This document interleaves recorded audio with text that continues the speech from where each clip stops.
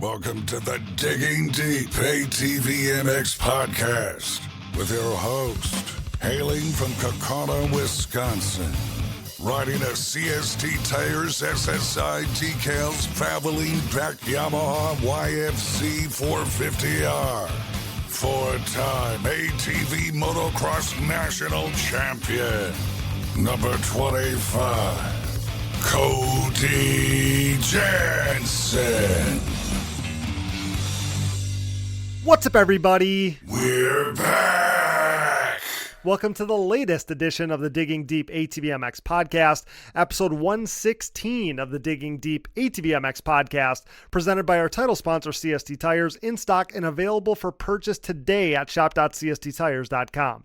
I'm your host, Cody Jansen, saying hello to our nearly 221,000 monthly Digging Deep listeners in all 103 countries in which you are listening, and this is our Budds Creek Review Show. We spent last week hyping up an unforgettable Pro Quad Showdown weekend in Maryland at Budds Creek, and it absolutely lived up to the hype. We have a trio of can't-miss guests tonight. We have Brandon Hoag, probably the most talked about rider in all of ATV motocross over the past week or so. He'll join our first segment. Michael Allred, co-winner of the Pro King of the Creek Award, will join us to review his huge weekend. And then later, Kinsey Osborn, reigning, defending, undisputed WMX champion, will join us because she won the Queen of the Creek Award. Always love having Kinsey on. So stoked for the conversations ahead in this episode. What a cool event. So let's get started right here on the Digging Deep ATVMX Podcast.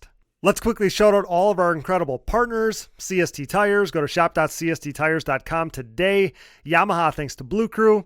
Thank you, SSI Decals. Welcome back, Valvoline, DID Racing Chain, Namura Technologies, Bronco ATV and UTV Components, Lunderville Steel Enterprises and Concrete Supply, the financial advice of the Haymauer Financial Group, DP Brakes, Factory 43, Binky's Forever ATC Museum, Impact Solutions, and Manscaped. Get 20% off and free shipping with code DIGGINGDEEP20 at manscaped.com. It was big news when Manscaped announced their entrance into the beard products game, introducing the Beard Hedger Pro Kit from Manscaped. A premium beard sculpting machine, the Beard Hedger allows dudes like you and I to style our beards to exactly our liking using a zoom wheel featuring 20 different built-in lengths. This Pro Kit also includes shampoo, conditioner, oil, and balm for your beard, as well as a brush, comb, and scissors. Now you're speaking my language, Manscaped. Get 20% off with free shipping by using code DIGGINGDEEP20 at manscaped.com. I say it every week. It's so rad that Manscaped is continuing to invest in ATV racing as a longtime partner of Digging Deep. We just re-upped with them for the rest of the year. Help us keep them in the fold and involved in ATV racing by using our Digging Deep 20 code so they know you enjoy digging deep and what we're all about here. Support all these great companies that support us, and for any products that fall through the cracks, click that Rocky Mountain ATVMC banner on our website to help us out. We're in the back nine of this 2023 season. I don't know how that happens, but we both know you still need parts and gear. No matter what off-road gear parts you need, Rocky Mountain ATVMC has you covered. But before you buy, simply click that Rocky Mountain ATVMC banner on our website. By using our specific link, we get a percentage of what you buy on the back end, enabling you to help us out while purchasing the parts you need anyway. And did you know you can buy OEM parts from Rocky Mountain ATVMC as well? Yep, shipped conveniently right to your door. So click that Rocky Mountain ATVMC banner at diggingdeepatvmx.com to help us out while satisfying all your gear and parts needs. No new donors to shout out this week, but if you are interested in donating and hearing your name on the show, you can find the Patreon or Buy Me a Coffee donation links on our website. Major thanks to all who have donated, of course. Now, if you can't donate, but you do want to help us out, you can give us a rating or leave us a review on iTunes and Spotify. That helps us out in a major way. If nothing else, it helps show our partners that you're all about digging deep and want to keep us here long into the future. Now, it's showtime. The 30-second board is up, it's sideways, and the gate is down. Time to dig deep. Let's go! Man, I lied. We do have a new donor to shout out this week, Diogo Costa. My man wrote in letting us know that it's been a pleasure to listen to every episode, and then mentioned my dad. He was just letting us know that he was hoping that dad was doing okay and to keep our head up, keep the faith, and trust in God. And man, I really, really appreciate it. Those are our listeners, awesome people. kind-hearted people. Appreciate that so much, buddy. And that can kind of lead into the episode here because it is going to be a little bit of a streamlined version one last time here where I don't have another co-host with me. My schedule has been really crazy, spending a lot of time at the hospital with Dad. As I record this, he actually is gonna come home tomorrow. As of today, it's been exactly a month. His progression and his improvement, his health improvement has been astronomical. I mean, off the charts. He's just been killing it. So he went from not even being able to move his right side when the stroke first happened to now he's walking a couple hundred feet in one stint with his walker. And yeah, they're signing off on having him come home tomorrow. So again, a little bit of a streamlined episode tonight. We got a ton of great conversation, good lengthy episode here for you, but not a rotating co-host this week for the last time. We'll have co-hosts the rest of the way, but just had to streamline this just a tick because my schedule's been really crazy running back and forth to the hospital. But Diogo, thanks so much for mentioning my dad and thinking about us. We appreciate that so much. So the Pro Quad Showdown weekend at Budds Creek, like I said in the intro, it lived up to all the hype and then some. Let's start off with our top 5 storylines that we were monitoring heading into round 7 at Budds Creek, brought to you by SSI Decals. So storyline number 5 that we had discussed on our preview episode was Team USA. Do we hear anything this week?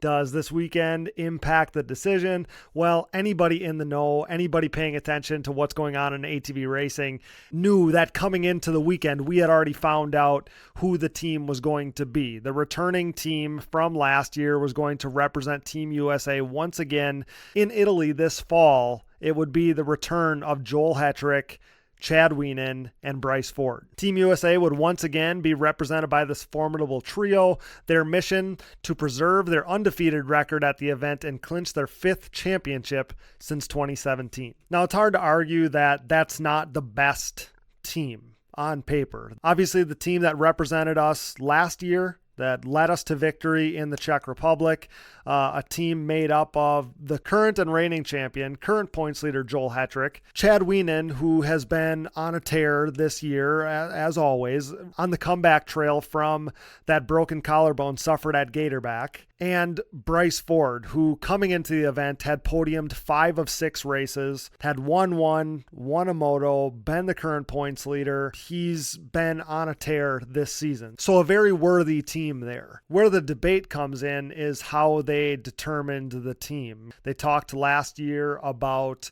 them making the decision on the riders who were top 3 in points the year prior. By doing that math, as all of you know, many of you know, that would have been Brandon Hoag. And yeah, so we got Brandon Hoag coming up on the show. We'll talk to him about the Team USA deal. You're not going to want to miss that. But storyline number 5 was Team USA. Do we hear anything? And we know the team. Joel Hetrick, Chad Wienen, and Bryce Ford will represent Team USA at the Quad Cross of Nations this fall. Storyline number 4 that we were tracking going into Budds Creek was last year 6 different riders had earned their spot atop the Pro Class podium. This year it had been just 4. We were wondering if we would see any challengers, and we got it. A brand new podium finisher at Budds Creek. Spoiler alert, Brandon Hoag goes on to earn the 7th podium finish of his professional career. Obviously, that's why we had to have him on this show, but we will outline his day when we do the play-by-play here shortly. But yes, our storyline number 4. We're getting answers with these storylines. We learned Team USA. We got a brand new podium finisher for storyline number 4. And storyline number 3, as we count them down, is it very much felt like a pivotal weekend in the Pro Sport and Pro-Am classes. We were curious who would grab the reins and put themselves in the driver's seat with just 3 races remaining. And man, it sure looked like Mason Jackson. Hard to argue against this youngster. He went 2-1 for the overall win in Pro-Am, and in Pro Sport he won his heat race. He was in second in the second moto, giving Blair Miller fits, and on the last lap suffers a crash that sends him all the way back to 9th, which would eventually result in 6th overall with his 1-9 scores. So tough break there for Mason Jackson, who was on an absolute tear on this weekend. He did get the win in Pro-Am, looked super impressive there, but in Pro Sport, Joey Chambers is the beneficiary. He goes 2-2 for the overall win. Brett Musig gets second overall, 1-3. And Brett would be the other beneficiary. He would be the beneficiary in pro sport as far as points are concerned. He goes from being just about tied with Mason Jackson, they may have been tied coming into this race, to being up now 7 points, 139 to Mason Jackson's 132.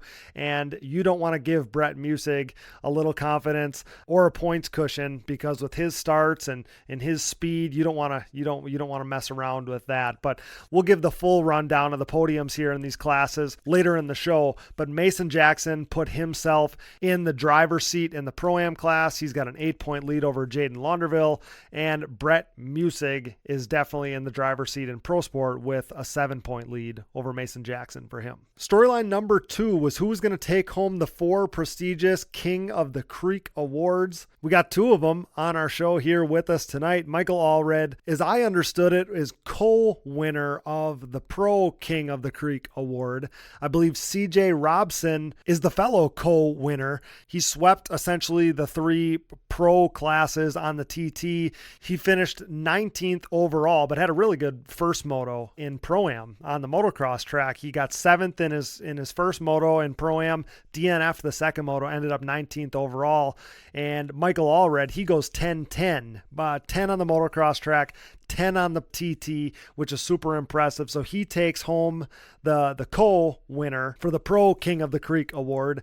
We'll talk to him obviously coming up on the show. Kinsey Osborn wins the WMX class on the motocross track, 4th on the TT track in her first TT experience ever. We'll talk to her on the show. The amateur winner was Michael Perkins, who I believe got 2nd in the 25 plus class on the motocross track, and I believe won the Nobby class on the TT to earn him the award. And then the Youth King of the Creek Award went to Kobe Tressler. So congrats to Kobe. These King of the Creek and Queen of the Creek for Kinsey, these awards are so rad. I hope that this is an event that can happen long into the future, this collab.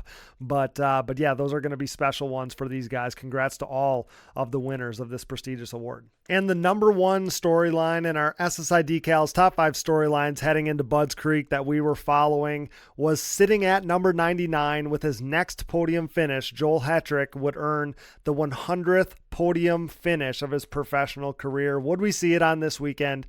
We would, in fact, see it. Joel Hetrick earns the 100th podium finish of his professional career. So let's get into it. Let's roll right into our play-by-play. We'll go over the play-by-play that we did on Facebook as we break down the action from Saturday, starting with qualifying. And you couldn't tell the story of Budds Creek 2023 without talking to Brandon Hoag, especially in qualifying, right? We know that that's Joel Hetrick's specialty. Well, on this day, Brandon Hoag pushed him to the limit in time qualifying. Both Joel Hetrick and Brandon Hoag had 2 seconds on the rest of the field in the first qualifier. Brandon was about a quarter second down from Joel. And late in the second qualifier, Brandon Hoag ups the pace, retaking the fast qualifier spot that he had held earlier with a 1:39.756, a little over 2/10 quicker than Hetrick he was. And there was only about another lap or so left in the qualifier, but he left too much time for Joel Hetrick. Oh my God, I posted. Hetrick goes 3/4 of a second faster with his last lap, nearly going sub 1:39, back to the top for Joel Hetrick. So Joel Hetrick's 1:39.067 was fast enough to be top qualifier over Brandon Hoag's 1:39.756. It was all the way back to 1:41.4 for Jeffrey Rastrelli, who was 3rd fastest. Chad Wienen was 4th fastest, 1:41.5.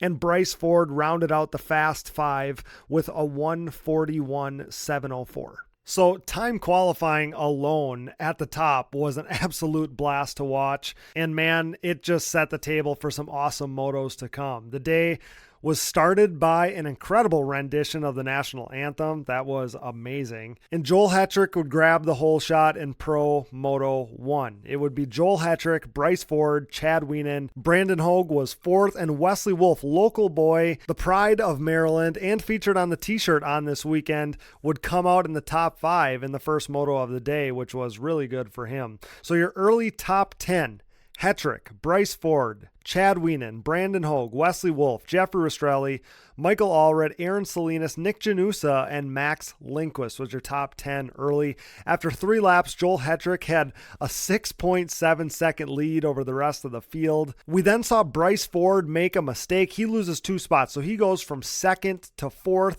allowing Wienen and Hogue to get by, and man, those two were in for a duel for the rest of the moto. Here came a charge from Jeffrey Rastrelli. He made the pass on Wesley Wolf for 5th. And at this point, we were seeing Brandon Hoag give Chad Wienen absolutely all he could handle. Running 2nd and 3rd they were. And meanwhile, out front, Joel Hetrick, we weren't even at the halfway point yet, and Joel Hetrick had 10 seconds on Chad Wienen and the rest of the field. The battle for 2nd through 5th then was bunching up. It was Wienen versus Hoag versus Ford versus Rastrelli. And that's when we saw the halfway point. We saw the cross flags come out. Your top 10 at that juncture was Hetrick, Wienen, Hogue, Bryce Ford, Rastrelli, Wolf, Janusa, Lindquist, Allred, and Salinas still holding strong. Nick Janusa was now up to 6th, making the move on Wesley Wolf. He was forced to fight his way from a little ways back in this one. And then we had our first Logan Stanfield sighting, now on the move into the top 10 after passing Aaron Salinas. But both of those two would have bad luck down the stretch in this one. Logan Stanfield would suffer a hole in his radiator, terminating his motor. And Aaron Salinas, I believe, cut a rear tire in this one. So bad luck for those two TDR guys. We then saw Kevin Saar. He's a guy that's very much trending upward, the 5-time European champion. Kevin Saar, we saw him up to 11th in Moto 1. Jeffrey Rastrelli was now making a run at Bryce Ford for 4th late in this one. Similar to what we've been seeing in recent weeks, Joel Hetrick gets a 10-second lead, and then he just maintains it. He's so on point right now, so in control. That's what we saw in this moto, something we've seen all season long from the champ. Kevin Saar then broke into the top 10. He passed Logan Stanfield, and with 3 laps to go, it was Hetrick, Wienen, Hogue, Bryce Ford, and Jeffrey Rastrelli. Chad Wienen had a 1.2 second lead on Brandon Hoag, and Bryce Ford had just 0.7 seconds on Jeffrey Rastrelli. As the 2-lap board came out, everybody was bunched up. And this is when I noticed Aaron Salinas, who had been doing so well in this moto. He goes sliding down the board once again, dropping out of the top 10 all the way back to 16th. Obviously, I was speculating at that time. I didn't know what happened, but man, hate to see him drop down the board like that. He's been fighting some demons all season long. And Brandon had fell back just a tick, but then all of a sudden, oh my goodness, with 1 lap to go, Brandon Hoag has reeled in Chad Wienen. He was only 0.3 of a second back at that time on the last lap, and Brandon Hoag makes the pass on Chad Wienen to move into second on the final lap. So Joel Hetrick takes the Moto 1 win at Budds Creek. A little further back, Bryce Ford holds off Jeffrey Rastrelli for 4th, but it was Hetrick with the win. Brandon Hoag with a major statement, passing Chad Wienen on the final lap to earn 2nd place in the opening moto. Chad Wienen ends up 3rd, Bryce Ford 4th, and Jeffrey Rastrelli rounds out your top 5. Moving right along to Moto 2 then, and one of the biggest talking points of this second moto comes right away, Nick Janusa with the hole shot. So on the opening lap, it's Janusa, it's Wienen, it's Hetrick in 3rd, and right away after that sensational ride in the first moto, I'm looking for Brandon Hoag, and he's got his work cut out for him. He was running 10th on that opening lap. As we begin lap 2, Nick Janusa continues to lead ahead of Chad Wienen, Joel Hetrick, Bryce Ford, and Jeffrey Rastrelli, your top 5. Wienen and Hetrick were then duking it out side by side for 2nd and 3rd. And Kevin Saar, I quickly noticed Kevin Saar up to 6th in Moto 2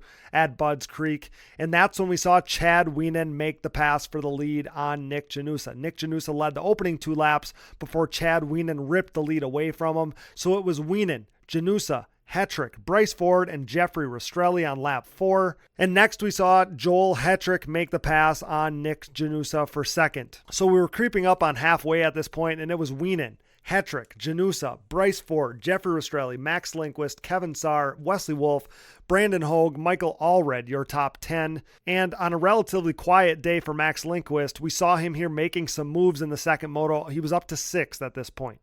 And I just found myself taking it in. This is the first real time we saw the 2 legends, the 2 champions duking it out, battling for the first time this season.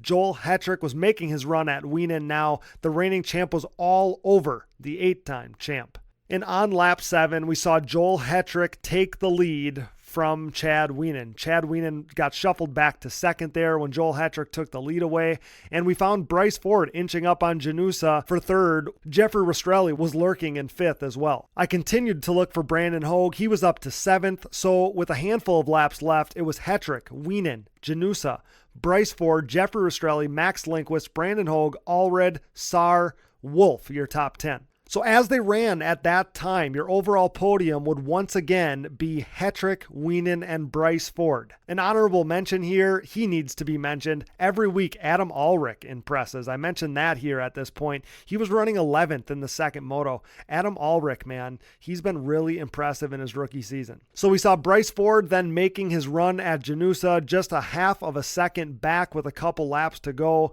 Janusa, Ford, and Rastrelli were all bunched up from third through fifth in the late stages of that final moto. And this is when I say it. Brandon Hoag was up to sixth, and I quote, "With every pass, it makes this overall more and more interesting." Next thing we know, the white flag is out for Joel Hetrick. Rastrelli was all over Bryce Ford on the final lap. Huge implications with this battle as far as the overall and points are concerned. But Joel Hetrick out front takes the Moto2 and overall win at Budds Creek. You know that had to feel good for him to have to pass Wienen in the process to get that one. Nick Janusa holds on for third, Bryce Ford fourth, Jeffrey Rastrelli fifth, and Brandon Hoag fights his way all the way up to sixth. Shout it from the rooftops in all capital letters. Joel Hetrick just earned his 100th podium of his professional career. So Joel Hetrick takes the Moto2 win and overall win at Budds Creek, earning the 100th podium finish of his professional career.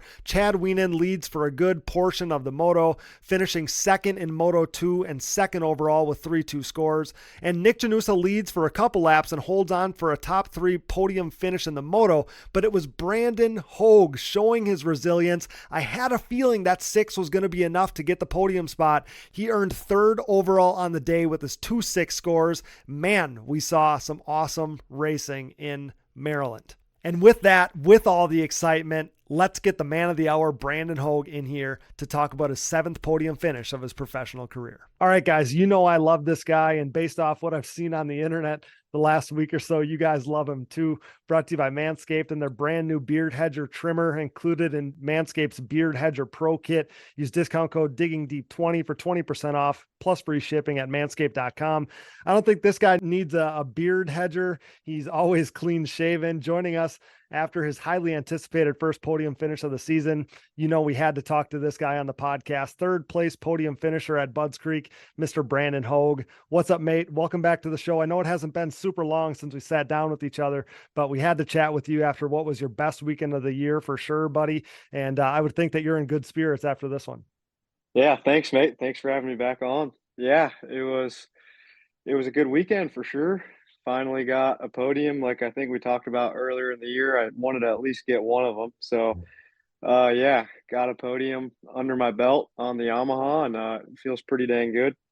Dude, and it wasn't even in question, I feel like, this weekend. I mean, the second moto got a little dicey at one point, right? But yeah, you seem to have that thing under control. So just kind of off the jump, kind of macro level, thoughts on Budds Creek. I mean, you were fast from the very start of qualifying. You logged this burner lap. I thought you were going to be fast qualifier. Joel jumps you for pole position right at the very end, his last lap. But you seem to be gelling with the track from the very first lap of the day. Yeah, I really like the way the track was. I like elevation, hard pack, just stuff I've kind of grown up on. Yeah, you got a lot of that in Nebraska. A lot of elevation. Basically from when I guess I used to live with Joel and stuff, and that's Okay. what I used to call home, I guess. Like living in PA, we just rode a lot of tracks like that. But I'm more of a hard pack guy, always. So, and I've heard, going into this race, I heard the track gets rough and stuff and all this, but it turned out to be a really good track. I liked all the jumps. I love jumping. Like I wish there were big jumps everywhere, but Right. yeah, I mean, it just started off great. I walked the track Friday, really liked the way the layout was. And yeah, I mean, there was really just nothing bad about the weekend. Like I felt really good all day. Yeah, qualifying was great. In the first qualifier, like like second or third lap, I jumped the middle triple, Mm-hmm. and I think the first qualifier, like I was one of the only ones to do that jump in Mm-hmm. general.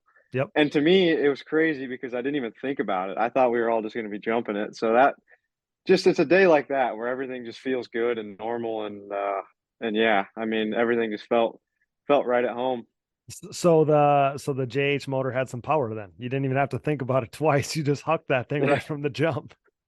yeah. I mean before Budds Creek, I drove down to Oklahoma and we had a really good test day together. I rode Okay. both my bikes and yeah, man, like he's fully behind me 1,000%, and it feels nice to have that. Mm-hmm. Like me and him just work really well together. Like he's a guy I can tell my feedback to, and he takes it the right way. Mm-hmm. Like if I'm like, hey, I still think we need to work on this area and power. Like he just fully understands. But when we tested, I was like, man, like this thing's like if I had to rate it on a 10 scale, it's pretty much a 10. So Wow. we didn't have to really do anything. It was spot on. I really like the way it hits out of the turns and yeah, I mean I don't have a single complaint about my quad. I told them that no matter what from here, like bad finishes or whatever, it's for sure all on me. There's no doubt in my machine right now. So and also I feel like he's a little underrated on his suspension too because Okay. he listens like when I talk about feedback with my shocks.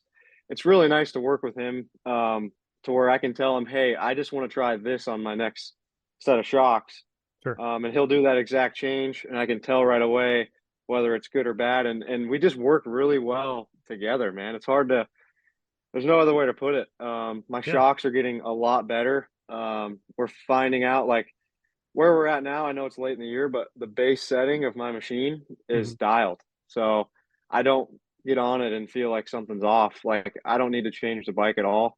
Um, yeah, dude, it's just literally what as a racer you chase that feeling, and Mm-hmm. it feels nice to finally have that a little bit. Yeah, that's awesome, and it probably is a seamless fit. I mean, obviously, you went over to the engine side with JH, but he's a PEP guy, and that's what you're running. So that's a really good fit there. And yes, like we kind of talked about the last time we had you on, we knew that there was going to be some growing pains and adjustments and massaging of this program. Might be a little late, but the path to all the stuff you did until now obviously led you to JH, and seems like you're in a good place. Like that's a good place to be.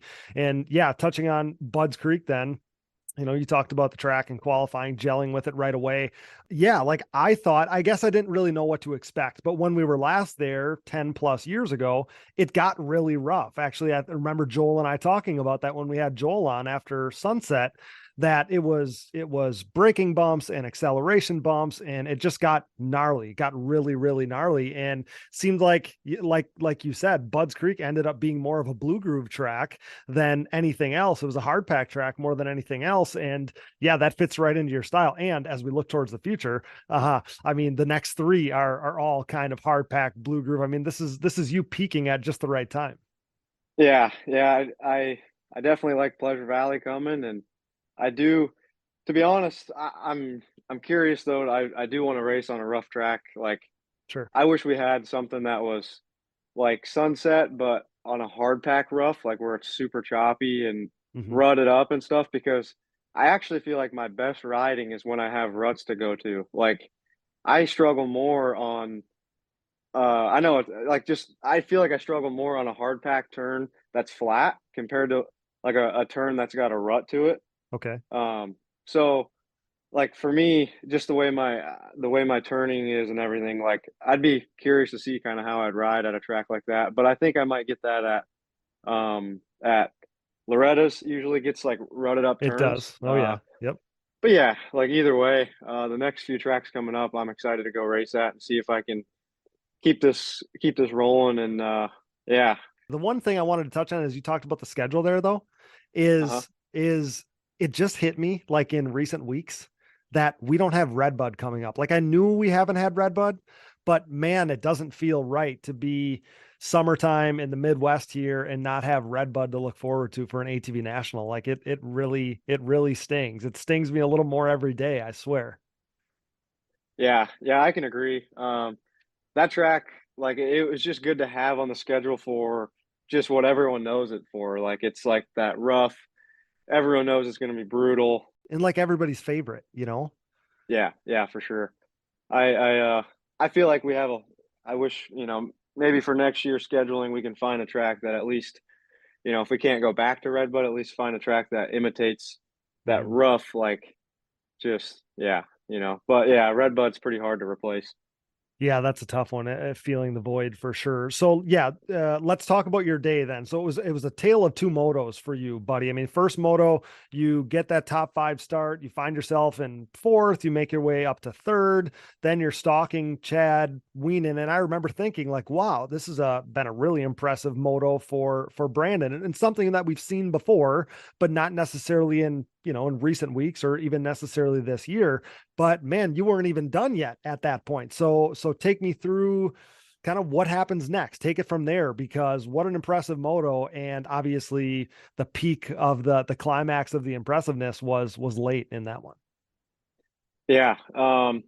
It was like, that moto was awesome. My start was not what I wanted. I really wanted to come out 1-2 with Joel. And I had a really good launch, and I actually made it to the turn like with him, but he obviously had the inside line there, and Mhm. I ended up getting pushed like wide, and I drove up onto this little hill, and it kind of just screwed me a little bit. I saw that from the photos and I was like, man, like, yeah, if you drift wide, that could get sketchy there. Yeah. Yeah, and I tried to do that turn. Like, I thought this all through, man. I thought I had it dialed in, and I was waiting to see when Joel was gonna let off the gas, because I've learned from my mistakes in the past and not just, like, blow it. Mhm. And, he did it perfect. Like, he let off at the right time and everything, and I'm like, "Okay, this is perfect." But when I set the bike up to turn left, I can't pitch it the way I want to because he's there, Like, I can't I'd Sure. have to sweep wider and then cut in, and then someone could just hit me. So, Okay. yeah, it just didn't work out the way I wanted there, and I came out still, 4th, and I right away, I wanted to pass Chad, like, immediate lap 1, because the way they lay the water down and stuff, like, you know how you kinda have to just be a little patient there? Mhm. Well, if I could make something happen kinda even if it was a little sketchy, but just make something happen real early, Yeah. then I knew I wouldn't have to, like, I wanted to go behind Joel, like, more than anything in my life. I wanted to be in 2nd place out of that gate to just see what I could do with Joel, but Yep. that didn't happen. I got and I rode behind Chad for a few laps. Bryce made a mistake. We got by him, and from there, I really wanted to. Yeah, I was just trying to apply pressure and let him know that, like, I wanted to let him know I was the faster guy, Mhm. even if he thought that or not. But one thing I will acknowledge is that, like, I love intelligence, and that guy is so intelligent, Chad, because when he was in 2nd, I was in 3rd, we do this tabletop, and there's an inside roller or an outside, and he was going inside every lap, and Mhm. I was too. It was like a pretty good line, but no one was really taking this outside. So one lap, I just drill into this outside, and I pull up, like, I thought I was gonna make the pass, and Okay. he looks over at me, and so I had that in the back of my head, like, okay, next lap, I'm just gonna drill this turn, like, try to be on him right on that jump, and then just drill it. But now he Sure enough, knows. dude. Yeah, sure enough, dude. Like, this guy is an 8-time champ for a reason or whatever. But Right. I love the intelligence. In my helmet, I was literally like, man, this guy is smart, huh? So Wow. that was pretty cool to kind of just be in that moment and experience that. And Mhm. then it made me think, like, okay, do I switch my lineup and go inside or not? And I tried the inside, and it actually was slower.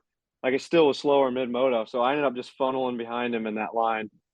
Damn But it. anyway, yeah, I just tried to really think about, like, where can I make. I had another idea, which I'm glad I didn't try because I don't think it would have worked. But you just kind of, when you're riding like that, you're kind of trying to think of stuff. Mhm. Yep.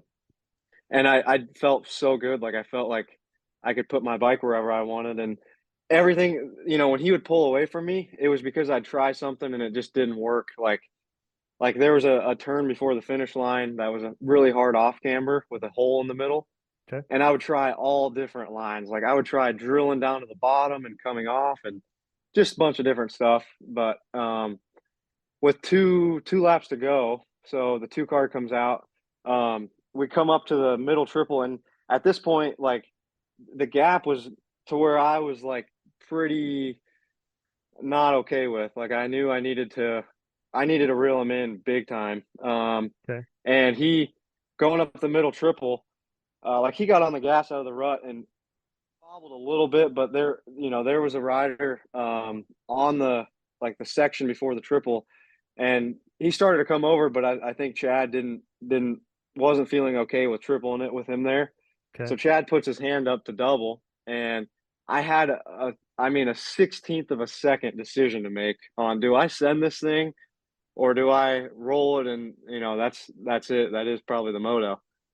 So I just sent it, and I jumped a little to the right, like because he was on the left side. But I mean, it was pretty close. Like it made my stomach turn when I was in the air for sure. Like, oh boy. but it was just you go full send mode and stuff like that sometimes happens, and I land right behind him, and I'm like right on his grab bar, like I could touch him, and that's when I knew like this is the moment that this is where everything counts. And so the next turn he goes to protect, and I wasn't doing what he thought I was going to do, and I pull up side by side with him, and I'm just like right on him all the way through the finish line section, and I'm full sending, like I'm dragging so much brake on the faces and stuff, and then the last second after the finish, I never took the inside line one lap, and I decided to take it because like I just I had to at least try. Yep. And he ends up messing up the outside a little bit, so it worked out for me. And we wheelie this little single thing. Well, he couldn't wheelie it, and I did. And then I was right on him to where I could touch him again. And we're going up to this jump that we check up on. And I'm like, you know what? I'm just going for it. Like maybe I wreck, but at least I went for the pass. So I at the last second I turned left on the face of the jump, and I pretty much over jumped the jump on purpose to cut us both off. And I land on the front and rear brake, and I stop us both to like where he couldn't pass me again. And then at that point I could hear like fans already, and Wow. my adrenaline was so high, and I knew he was going to try to pass me back. So I just full blown sprinted like my qualifying laps, Mm-hmm. Yep. And dude, that sealed the deal. We come down the hill.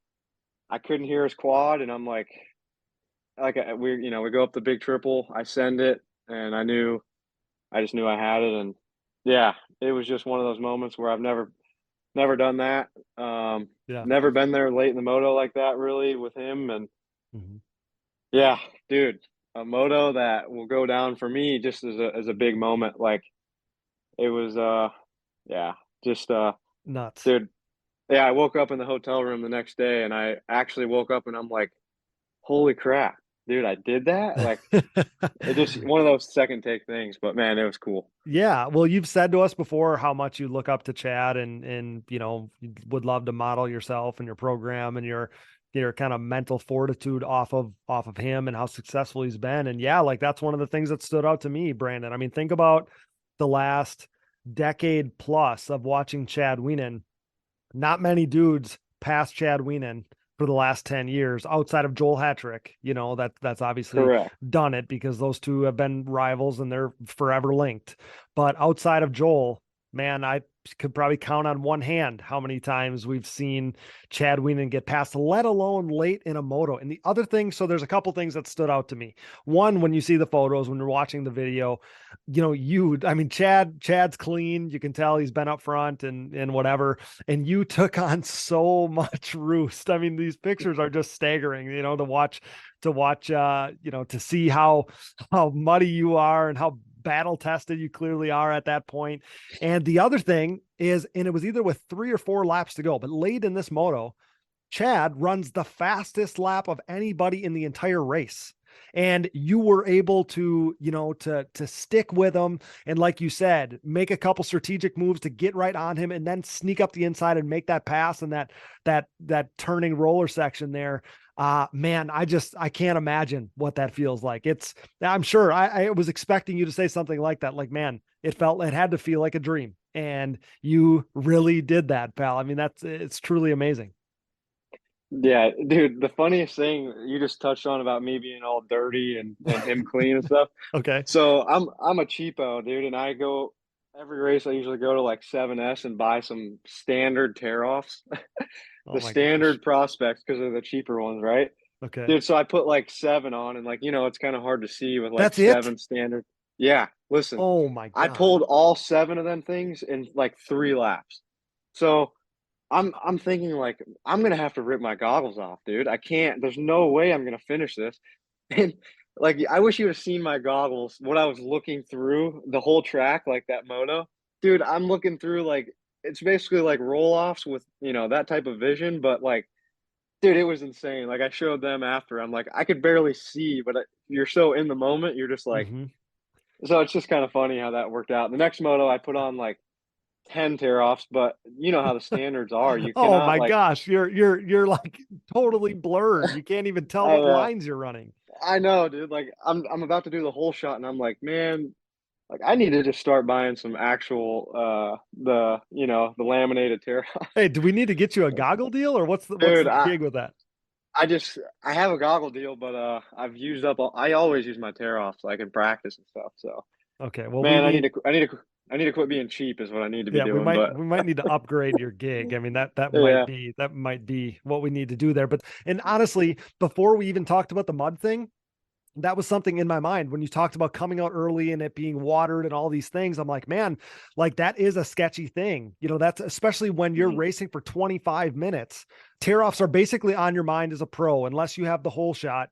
They're on your mind the entire race. So yeah. yeah, that like it's definitely a stress factor. So you say that you put on 10 tear offs for the second moto, probably a good idea, pal, because in the second moto, you had your work cut out for you. So take me through what happened on that start there, buddy.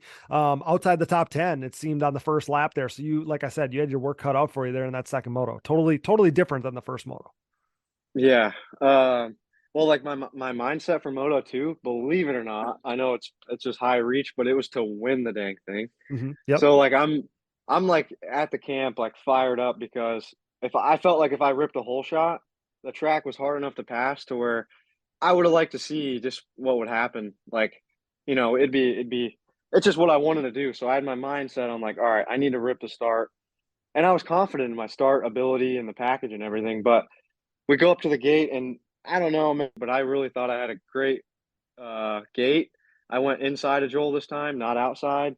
And what happened was like I right out the edge of the gate, like I usually double clutch a little bit. Yep. And I just started to like peel the tire. Like I just spun the tires and it dipped off into Chad. And I ran into Chad and like I got squeezed out to where I think I was like P8, right behind Jeff on the whole shot. But I was super pissed at that moment. And everyone in my camp tells me like to always be aggressive and because they feel like I'm not that aggressive, but I don't know, man. I still question that a little bit. I feel like I race pretty aggressively mostly, but Yeah. Okay. I had in my mind like, okay, I need to make passes early, like Hmm. just do what I can right away so if they open a gap, I can at least try to close it up. And right before the middle triple on lap one, I went into the side of Allred, trying to because this big long sweeping rut, like everyone just kind of goes to the rut. Well, I Sure. tried to cut in and use him as the rut, and it just totally didn't work. I bounced off of him and then spun out, and I fall back like behind SAR and like I fall back to like 10th or 11th. Hmm. And at that moment, I was like, podium's gone, like whatever. Like I just ruined it. So um, yeah, it was tough for me to pass even early on, just the way the track was. Like when they water stuff, you can't get traction unless you're in the main line anyway. And I just yeah was in 10th for a while, I think, and then made some passes, got around Wesley and Linquist passed me like lap three. Linquist blows by me. I'm like, dude, like what? So yeah, it just sucked doing that. Yep. And then I make my way back to a clear track, and Linquist had a decent gap on me. And once I got a clear track, I just started to like not ruin it. I didn't know where I was. I thought I was like 10th, but caught back up to Linquist, passed him, and then yeah, I mean, just never definitely never gave up or anything like that. Like I just knew I had to ride, Mm-hmm. ride, and if I didn't end up on the podium, like we'll just keep trying for next weekend. Yeah, so you were going exactly where I was thinking, and you just said something that I have literally written on my notes here, that I was guessing that you didn't even know what position you're in. You're just passing as many dudes as you can come up on and put behind you. And so I was going to say, I bet at the finish line, you didn't even know you had made the podium. And I posted, we do the play-by-play on Facebook, and I posted with a lap or two to go, as you're slowly creeping up the leaderboard, I'm like, man, with every one of these passes, Brandon's making this overall podium really interesting. And yeah, so tell me what happens after you get off the track there, because like I said, I'm sure you didn't know you made the podium. Yeah, I was so mad when I hit the finish line. I was like, I was ready to cry for sure. And then Harv told me go to the podium, third overall or something like that. And I'm like, what? Like, this is a joke. There's no way. So then I'm riding up there and I pull up to like Joel, and like even Joel told me like, no, I don't think so. I don't think you got the podium. And I'm like, yeah, there's just no way. Mm-hmm. But I learned to trust Harv's word. Yeah, he let me know because I think Kevin announced that I wasn't on the podium too or something like that. Okay, so that was one of the things I was going to mention so I'm like doing the math, and I knew it was going to be super, super close. And last lap, I'm like, I think Brandon's got this. The difference in being second or third in that first moto was obviously the difference here. And yeah, nobody knew Brandon. I mean, on the radio, they had said Bryce got it. I'm thinking to myself, I really don't think that's right. And then all of a sudden they cut to talking to you on the podium. And I'm like, okay, so my math checks out. Yeah. I was doing math driving back, and because I had to figure out what Bryce got. And then I did it. It was 37-36. And I did it in my head, and I'm like, okay, then it's 100%. Yep. But I didn't know what Janusa got either. Like I didn't add up his points. So I was kind of thinking, oh, maybe like with his third, maybe he got it or something. But yeah, I was sitting up there and my emotions were like, I was pissed, but I was like, like I didn't know what to do, dude. It was a terrible. To me, it's like a big deal sitting there whether I got fifth place or did I get third place or what? Well, that was going to be my other question is, so now you come across the finish line. I know you're going to tell me that you're upset, obviously, with this finish in the second moto. And all of a sudden that has to change somewhat because you actually earned the podium spot. And I was glad to see your interview after the moto. You could tell that you were smiling and happy. And there's obviously photos of you happy after the races there. And I was glad to see that you were able to shift your mindset to, oh shit, okay, I got the podium. This is good. Yeah. It was once they notified me it's for sure third. It was such a good feeling. Even though it's only third, I get it. But still, like first one for me for the year, so it's gonna feel good. Yep. And that Moto one was really big for me. Just that moment I won't ever forget. And Chad's kind of going out in his career, so these moments probably will never, they might not ever come up again. So like to be able to say it was just something for me to remember. And yeah, like you pointed on earlier, I don't think there's many guys that have done that with Chad. There is for sure, but outside of Joel, it's pretty difficult to do when he's got a clear track and he's charging and stuff. So yeah, dude, it wasn't even really the podium I was all pumped on. It was just what I did in that first moto. Yeah. And the second place also, like you said, the second place got me the podium. So man, just never quitting like that. I also had, dude, there's so much stuff to not really prove, but there were a few individuals that like had said stuff before that race about, like specifically, there was someone that said was not capable or did not have the speed. And I wanted to, let people know I do have some speed and I am capable. So let the riding do the talking. And it felt really good to end on that note. Yeah. So obviously I think everybody could make some connections there. It was safe to say that you were riding with a little extra motivation on the weekend, but you touched on that it was your first one of the year. I think that first one always comes probably harder. That first one's probably harder to get, that first podium.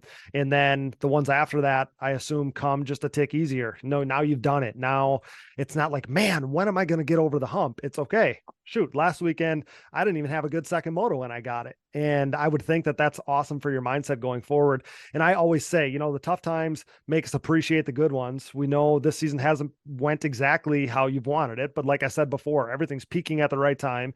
It's all coming together. Obviously did at Budds Creek. And I bet that you appreciated and kind of cherished that podium finish there with a new group with Luke and Emily. The pictures were awesome. The group you have together is awesome. And I assume that everybody was stoked because that was a first for the team. That was a first for them supporting a pro, all those things. I mean, that's a cool thing to realize for them too. Like now you've proven this is a big jump for you in your career and stuff this year. A lot of changes, new bike, all these things. And you've proven that like, okay, now I can do what I've done in the past on a totally different machine, different team, different, all these things. Just, I would assume it almost proves you right in a way. Yeah, it does for sure. And even with the program switch and stuff, like this weekend, I 1000% don't think I could have done that on my Honda.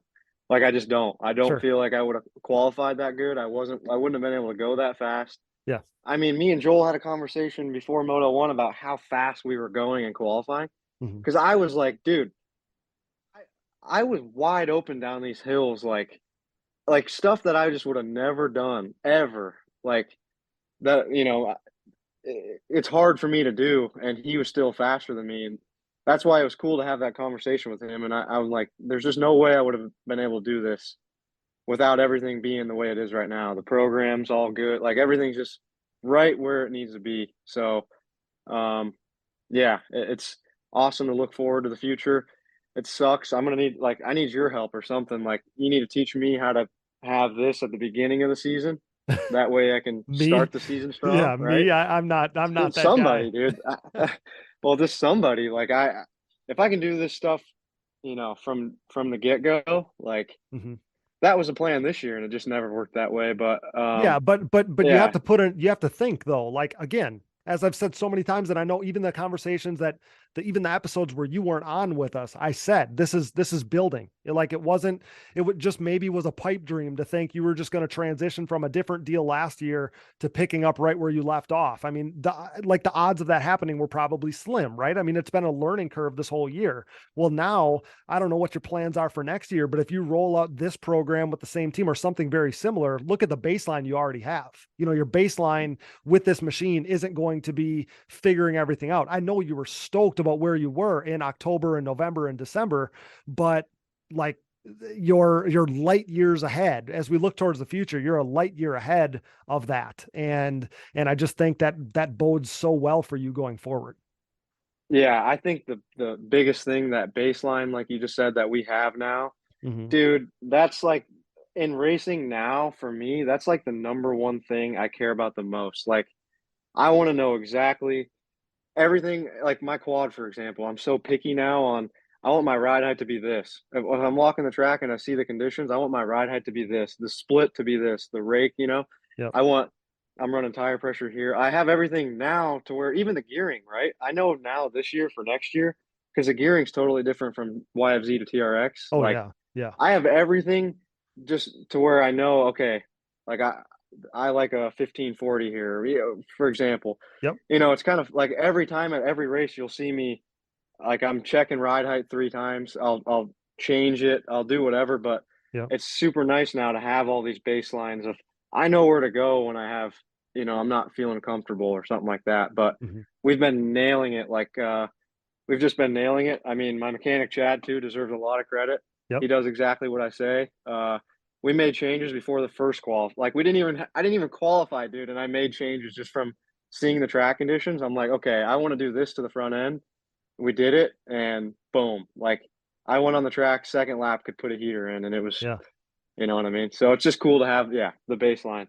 Well, and to be at that point in your career where you know what you need to do, possibly even ahead of time before even hitting the racetrack, there is a balance there. So there's a couple things that I took from the conversation we had with Joel on a recent episode following the previous round. He talked about, he almost always uses you as a reference point. He's like, man, if I would have been like Brandon when I was young, I would have won tons more races. If I was focused and if I was in shape and all these things, just like you are, you've done your homework on all your prep work and things with your body and all those things. So that was a really cool takeaway from that conversation with Joel. The other thing is, he's like, man, you got to find a baseline. And I tell Brandon all the time, you got to find a baseline and then keep it. Cause Joel's like, man, I don't go to every track and change my ride height and change all my, my shocks a ton and all these things. You get to a point where your baseline is your baseline and you don't change a ton. And it sounds like you're kind of getting to that point. I mean, obviously, it's a great thing to know what you need to do to tweak it,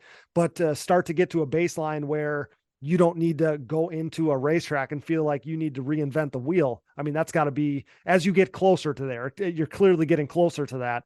That's got to feel really good for you. Exactly. Yeah. Now I feel like my baseline's done. So the changes I make are so small that it's more just for a feel thing, but I'm not changing I'm a clicker or two on a shock is a lot different than pulling the shocks off, shortening my shaft travel, blah, blah, blah. Like, yes. So yes. yeah, and Joel knows how I am too. Like that's all I want, dude. I just want a good base. I'm usually not like that rider that's like, man, like I need to do this and this. Once I have it, in the ballpark, it's the rider. Like you just go ride the thing. So, yeah. And I appreciate Joel saying that because I learned a lot from him too.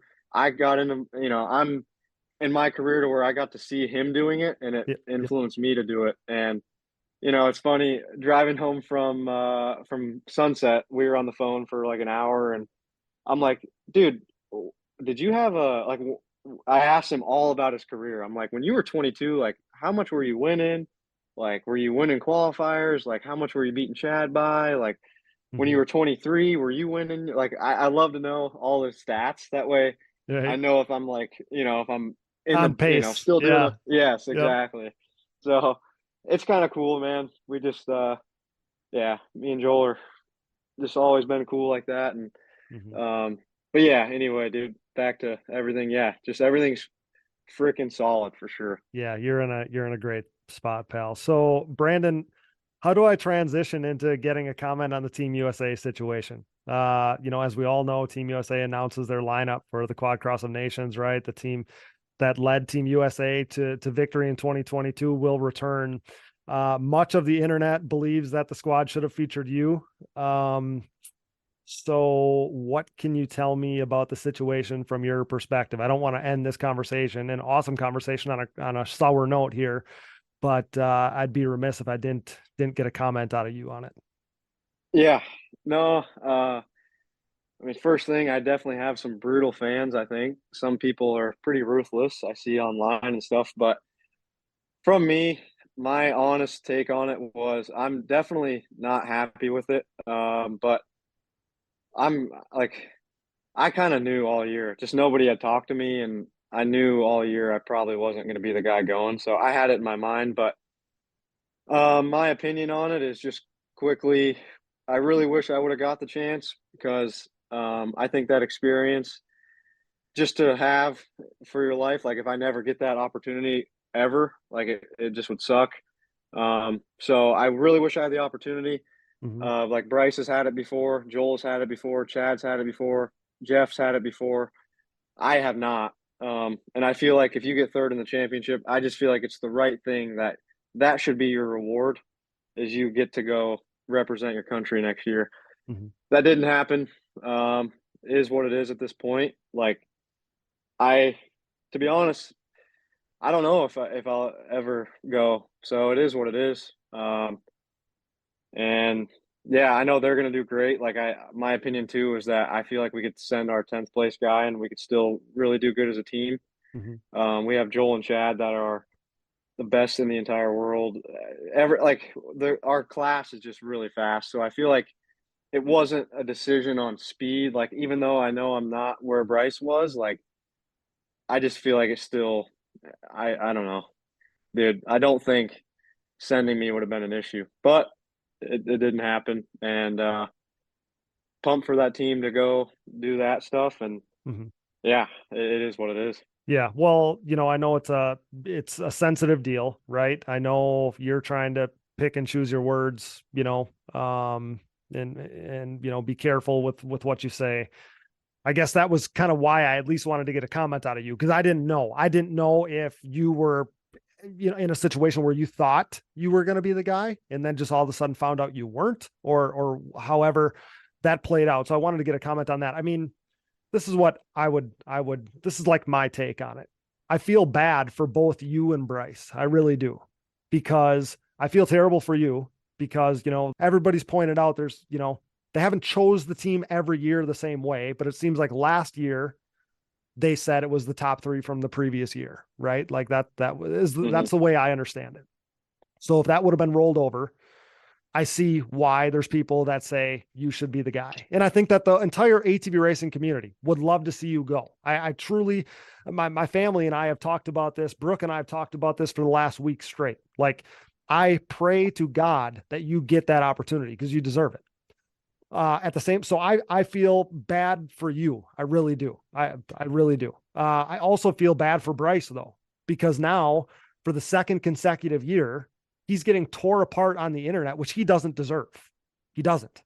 Like, there's been some ruthless shit that's been said from people, and that doesn't necessarily sit well with me either. And then, and I purposefully didn't, like, there's hundreds of comments on these posts that we posted about the Team USA thing. And I purposefully stayed out of, like, I didn't want to read them. I just didn't want to, like, it was going to do no good, right? They're not all of a sudden going to change the team. Like, that wasn't something that's going to happen.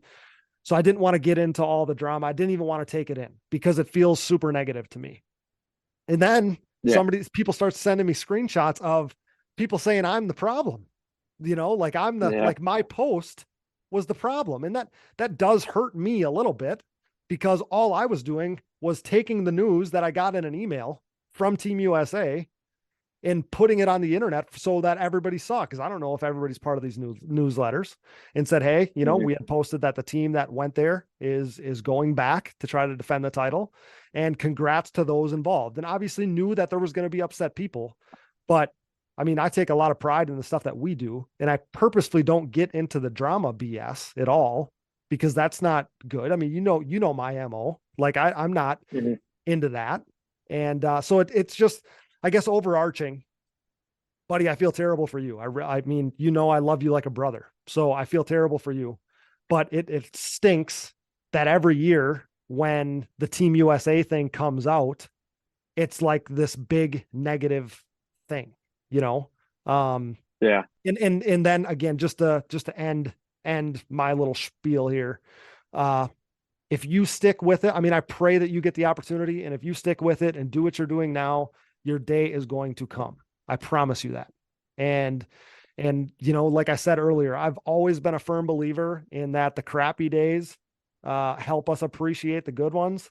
And man, when you are hopping on that red, white, and blue Yamaha in one of these upcoming years, and you're, wearing number 1 or 2 or 3, and you got Team USA all over your stuff, man, it's gonna make it that much more special. I truly, truly believe that. I have faith in that, but I know that doesn't make it feel any better right this moment, but your time is coming. I'm confident in that.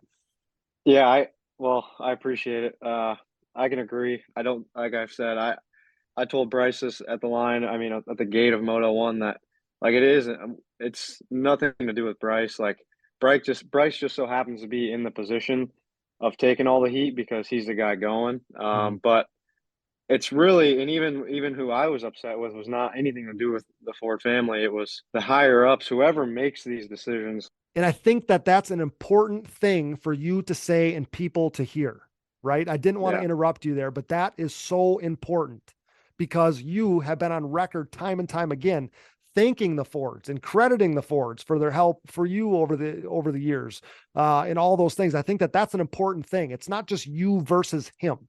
That's not it. Yeah. Like, it's not. It has not. It's more to do with who made the decisions, which I don't know. I really have no idea if it's. I'm not privy to that either. I have no idea. So yeah. Like, like you, that's why it sucks that it is this way. Like if it was someone else in the position, like I don't know what the media would be saying, you know what I mean? And that's why I said I have ruthless fans. Like the problem I had was too, like that's just not, I'm not like that. Like I'm not gonna go out there and say all this crap about somebody Mhm. when like everyone that says the craziest stuff like usually is not involved or they don't understand. Right. Um and me as a rider, it sucks that like I don't want to be known as that either. I just all I want to do is race and like like I my image is just not that. It's not all this hating and the negativity and stuff. Um Only thing I was upset with, which like I said had nothing to do with the forwards, was the black and white rule on like I don't think it's okay to change a rule on like if we're gonna take the third guy from the previous points, leave it at that. Like Mhm. that way everybody knows. Like, okay, you know, if it's top three in points outside of an injury or whatever, those three are going. And instead we changed the rule the year that I mean I was eligible to go, I guess, but Yeah. that's what I am pretty like I would love to know just what the reasoning behind that is. Like just give me a solid reason on that. But anyway, like I said, it has nothing to do with the Ford. It's more of the people who made the decision, which, like I said, I don't know who it is. Right. But but yeah, you nailed it on the head there. If it was someone else in that position, I don't know. You know, the media would probably be totally different. So, Mhm. just sucks for them. And me and Robin and John talked at the race, and I always try to let them know that like you know that's not the way I am.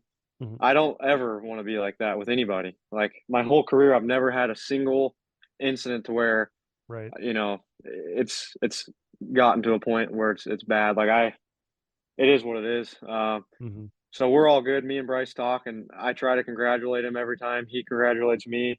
It's funny. Like I feel like me and Bryce are actually a lot cooler than people probably think. So Sure. I've said on the previous podcast, he's one of my favorite kids to race. Like Mhm. I like a kid that tries hard, puts in the work, races hard. I mean, it's all motivating to me. So there's no issues here. Yeah, no, I think you said everything that needs to be said. I think that gray area, I'm looking at the screenshot of that post last year that I think Harv posted, but that post from last year that says the team may not always be chosen this way in the future, but has been Correct. in past years. And I think that gray area is where all this kind of falls, right? And I think everybody tries to look at this as fact, and that gray area that I just recited, that it may not always be chosen this way, is where and how feelings can get hurt, right? Whether it's the rider themselves or their fans or whatever. So the other thing that kind of is how I want to end it is we don't need to tear down somebody to build somebody else up, like just because like there could be 200 people that comment on the post that say, man, Brandon, I would have loved to see Brandon go. Or even they say Brandon should have went, or whatever they want to post. But the stuff tearing down another rider just isn't that cool. It's not actually cool at all. Our sport's way too small for that BS. So just Correct. as you know, I do all of this to try to like shed some positive and good light on our sport, and I just that stuff hurts me when that comes out that way. So again, I didn't want to end it on a sour note, but I did want to give you a chance to touch on it. Pal, 3 races left. We touched on it. Pleasure Valley, Briarcliff, and Loretta's, all kind of styles that are good for you, right? Pleasure Valley, you've been successful there in the past. Briarcliff's been good for you. We saw you ride really well there last year. Loretta's, of course, is right up your alley as well. So how do we replicate this one and get a couple more podiums here at the end of the season here down the stretch? Yep. I'm gonna keep doing my exact training. Stick to what I got on the schedule. I put my schedules in advance, like Okay. in training and stuff. So stick to the plan. Um, get some good riding in, which I've been able to do. Yeah, keep the ball rolling. I mean, yeah, I have no doubts in any part of my program, and that's huge. And yeah, I think we go to Pleasure Valley, see if my riding can be well again, and see how we start the day. And I'm excited to race whether I'm on a podium or not. I'm excited to duke it out with them guys. Hey, one other thing that I'd love to get your opinion on that we heard yesterday is this Pro-Am being a production class for next year. You're a big advocate for the Yamahas. I think it's super cool. Joel does the same thing. Joel gets on the internet anytime there's something posted about, the Yamaha versus hybrid stuff or whatever. And he's always an advocate for the Yamaha. He's obviously fallen in love with this thing the last couple of years. I think that it's a great thing. I mean, like haven't been team hybrid necessarily from the start just because of cost and stuff like that. But I do think that you see some, like their whole purpose in announcing this, their whole purpose that they say they made this decision for is, so the transition to pro is easier and better for these young kids. And we've seen guys this year like Adam Allred, and he's made a really good transition from being on a hybrid in the Pro-Am classes last year to being on a YFZ in the pro class. And then, there's the other side of the spectrum where you have someone like Dane Molander, who's clearly not showing what he's capable of weekend after weekend. We feel terrible for him, but maybe change the thinking, if you go back in time and make that Pro-Am class a production class earlier on, he's probably on a Yamaha in years past and now on a Yamaha in the pro class, and that transition becomes easier for him. So anyways, do you think that that's a good move, bad move? What thoughts do you have on Pro-Am being a production class for 2024 and beyond? Yeah. I think it's going to be a good rule. I saw that it did get announced. The only thing I just wasn't really sure on is that it was the pro meeting that we discussed that in, which it should have been a Pro-Am meeting, so that way those guys can discuss it. But okay. But yeah, I mean, I think if you're an amateur, right, and you're going into Pro-Am and you're going to pro, you guys got to really think about, like, if you do want to go pro, right? Yep. Pro is production. So it's like, why not set yourself up, get your in Pro-Am, that's the point of the class, right? You try to get your feet wet with your setup of pro. Like I know if I would redo this all over again, I'd be in Pro-Am, I'd be on a production bike because I knew I'd race production in pro. Yep. And I'd try to find out my program through there, I'd be like, okay, I like this package in the motor and I like this package in the shocks, blah, blah, blah. Yeah. Not, like you can run a hybrid in the past, but it's just, I'm on the camp of, man, I'd probably just go, if your goal is pro, just stick to production. So yeah, I'm pretty much for the rule. I mean, I think you can run pro sport if you want to run hybrids, but if we're going to keep pro production and your ultimate goal is pro, like, guys, it's just probably gotta end up that way. Well, and I think that, and I've been a long time believer of this, the jumping on a 250 when you're a teenager, and then that makes the transition to riding a 450 very easy, barring that you stay on a hybrid, because you can essentially, it's like with these Walsh, JB stuff, whatever, you can stay on the same chassis, right? I mean, you can stay on 250 for your 250 years, transition to plugging a 450 into that same chassis, and that lessens that adjustment curve going from 250 to 450. Now you're just getting used to more power, not a whole new quad. But some of these kids then, if they make it to the pro level, now they've never ridden a production quad, likely. They raced 90 mods, they raced, super minis maybe. Now they jump on a 250, and now you've been on a hybrid for the 250 years and your 450 years. Now for the pro class, you have to jump on a production quad, and that changes everything. And maybe that's some of what we're seeing with some of these riders. I don't know that, but you got to believe that does make a huge adjustment climb for these kids if they've never ridden a production quad before prior to the pro class. So overall, seems like a good rule, I would think. Yeah, I have one other opinion, dude, that you might not agree with you. I don't think many would agree with it. Okay. My opinion, though, I feel like I just didn't think it was a problem. Like, I don't know. I just never thought that, like, I never thought there was a problem in Pro-Am with it. Like, maybe there is because I'm not around it, but like, when I raced it, and even this year, last year, blah, blah, blah, to me, I just never saw it's not like, okay, I'm racing Pro-Am, I'm building a sick hybrid and I'm just going to win because of that. I won on a production bike. Yep. And like I just told you, if I was doing it all over again, I would still be on a production bike. Yep. So the only thing my opinion is to like, I didn't think, because now we have another issue going on around the sport with like over 100 comments of people really not happy and Sure. people talking about quitting and stuff like that. For Okay. what reason? Like, I don't think the rule needed to be that way. I think Sure. we could have left it the way it is. And then guess what? If you race a hybrid in Pro-Am and you go, you're going pro and you got to race production and you suck, it is what it is, dude. Like Mhm. you had the chance to go production in Pro-Am. But Yeah. yeah, that's my take, man.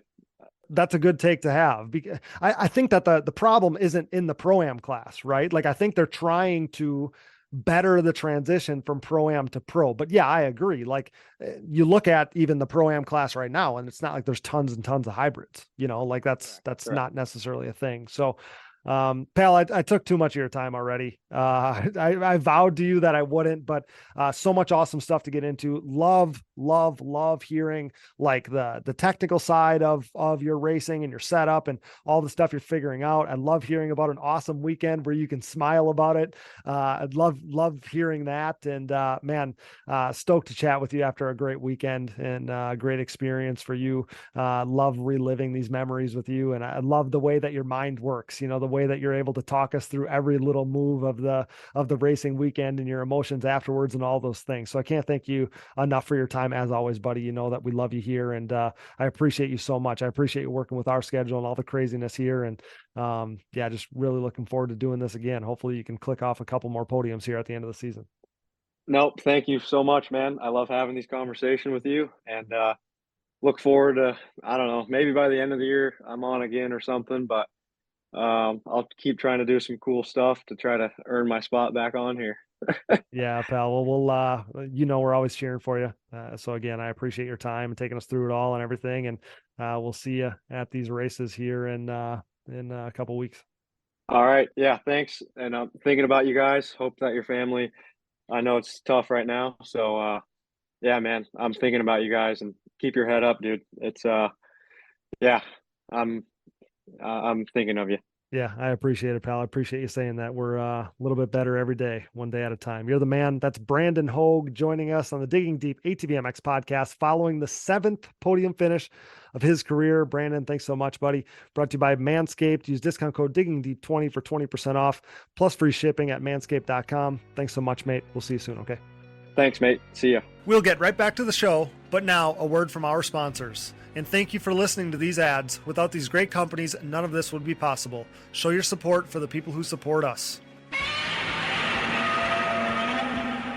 The official tire choice of Digging Deep, CST tires are the choice of ATV racing's elite on the track, in the woods, and every other terrain. CST tires swept the ATV racing world in 2022 as Joel Hetrick, Bryson Neal, and Bo Barron rode their Pulse MXR and Pulse HT tires to an ATV Pro Motocross title, GNCC XC1 Pro title, and 10th ATV Pro Works Racing title, respectively. Led by champion Joel Hetrick and podium contenders Bryce Ford, Jeffrey Rastrelli, and Nick Janusa, CST's Pulse MXR tire is the most trusted tire in ATV motocross today. Available in soft and standard compounds, the Pulse MXR offers the highest level of traction, most predictable cornering, and superior wear characteristics when compared to the competition. And did I mention they have a contingency program as well? Visit shop.csttires.com to join the CST takeover today, or prepare to be beat by someone who did. The best of the best choose CST.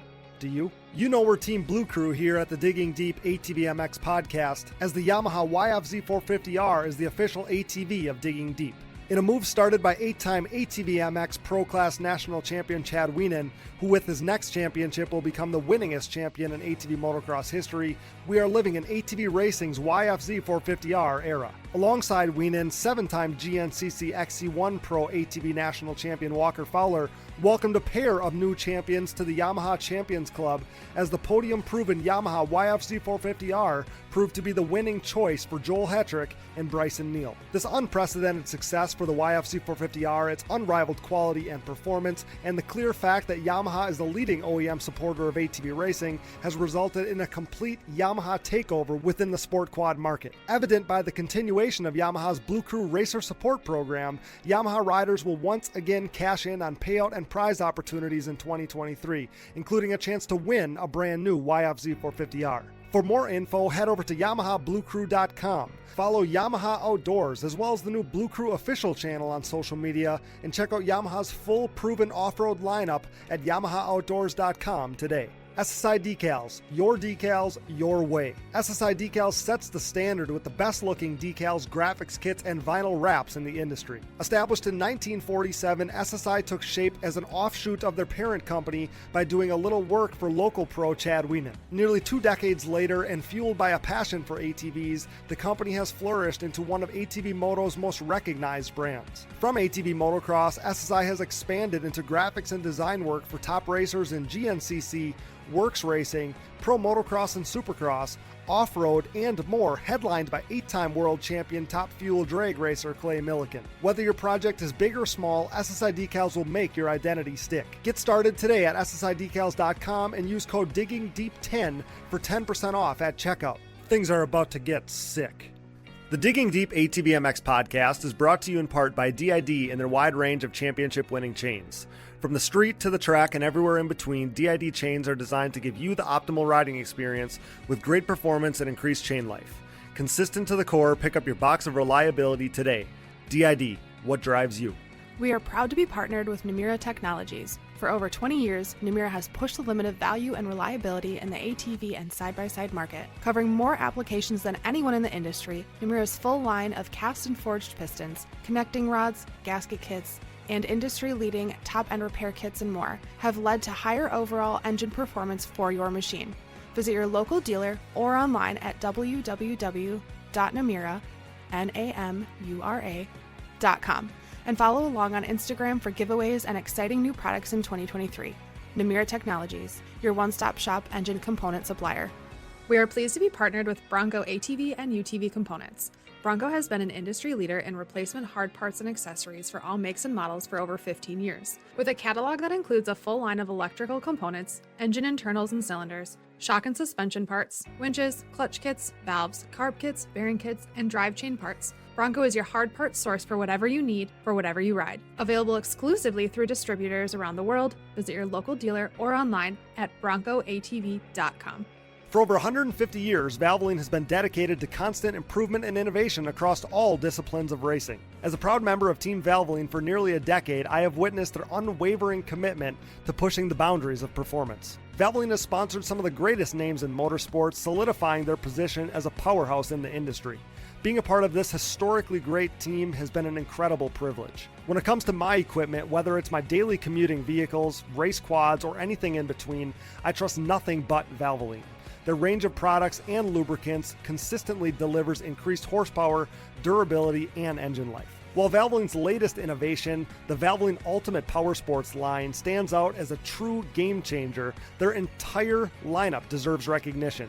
With the Ultimate Power Sports, I've experienced unparalleled performance on the track and beyond. Its advanced synthetic formula is specifically engineered for high-performance power sports vehicles, delivering unmatched power, protection, and endurance. Upgrade to Valvoline today and experience the difference for yourself. Visit ValvolineGlobal.com to explore their full range of products, including the groundbreaking Valvoline Ultimate Power Sports. Discover why Valvoline has been a trusted name in the racing industry for over a century. All right, guys, your host Cody Jansen here, welcoming you back to our Budds Creek review edition of the Digging Deep ATVMX podcast. And let's go over our overall results and points for the AMA ATV Pro class before we get Michael Allred in here. So we know Joel Hetrick goes 1-1. He earns the 100th podium of his professional career. Chad Wienen goes 3-2 for second. This was Chad Wienen's 138th career podium, if you were wondering. And when we talk about wins, with his 56th victory at Budds Creek, the 56th victory of his professional career, Joel Hetrick is now within single digits of Chad Wienen's win total of 65 overall wins. Two absolute living legends of ATV racing, bonded by rivalry and respect. Appreciate this duo while we have them. So you just heard from him. Brandon Hoag ends up third overall with 2.6 scores. Bryce Ford, how do you argue against this? So he's won a moto. He's won his first career overall. He's held the red plate as the points leader this season. He is now podiumed 5 of 7 races, and the 2 times that he didn't finish on the podium, 4th overall. 4-4 on this day, much like High Point a little earlier this season at the end of April. And rounding out the top 5 overall is the top 5 staple, but man, he had a fire second moto. Nick Janusa ends up 5th overall with 6-3 scores on the day. Jeffrey Rastrelli ends up 5-5, doesn't get the lucky bounce there with 2 fifths. You typically don't finish outside the top 5, but he does on this day. Overall, though, a relatively solid points day for Jeffrey, though he's going to fall out of the top 3 in overall points. 7th place seems to have been Max Lindquist all season long. 8-7 scores on this day for 7th overall. Wesley Wolf, he goes 7-10 for 8th overall. Good showing for him. He got some good hole shots on this day, ran some fast laps. He was strong on this day for sure. And a Maryland product. So good to see him do well at the home race, on the t-shirt, all those things. Man, he looks scrappy every week. So good for Wesley Wolf. Kevin Saar ends up 9th overall with 10-8 scores. And with a 9th, that ties Kevin Saar's career best in the AMA ATV Pro class. He finished 9th at Daytona. He's now finished 9th at Budds Creek. So good for Kevin Saar, definitely trending upward. And Michael Allred, we're going to hear from him next. An impressive 10th overall on the day. 9-9 for 10th for him. And yeah, awesome showing for Mike on this day, man. He's rounding right into form. I mentioned Adam Ulrich already. He ends up 11th overall. He is been on fire in his rookie season. 12-11, another impressive day for him. John Glada, the GNCC specialist, the XC1 pro, comes back to the motocross track. Strong 13-12 finishes for him for 12th overall. Cody Ford ends up 13th overall with 11-14 scores. I know in the first moto he came from nearly dead last, almost getting into the top 10. So some good showings there for Cody Ford. Logan Stanfield, struggle of a day for him, battling his machine among other things. 14th overall for Logan Stanfield, 14-13 day for him. Andrew Shaddle, 15th overall, comes back. Hasn't been at all the races this year, but when he's been there, he's been good. 15-16 for Andrew Shaddle, 15th overall on the day. Aaron Salinas, another day that doesn't really show his speed. It doesn't showcase where he's at with his riding at all. 16th overall, 17-15 scores. But if you remember, he was going to finish 10th or 11th in that first moto before kind of tragedy struck for Aaron Salinas there. Dane Molander, he's going to wind up 17th overall on this one, 16-18 scores. Zach Harris, another local-ish product, I believe, for this race. Number 22, 18-17 scores for 18th overall. And Marshall Smith, he does not start. I believe he tweaked his back and had a problem with his machine in qualifying, which caused him to do not start the motos there at Budds Creek. So let's quickly look at the point standings before welcoming Michael Allred in here. Joel Hetrick's lead is up to 57 points, 314 to Bryce Ford's 257.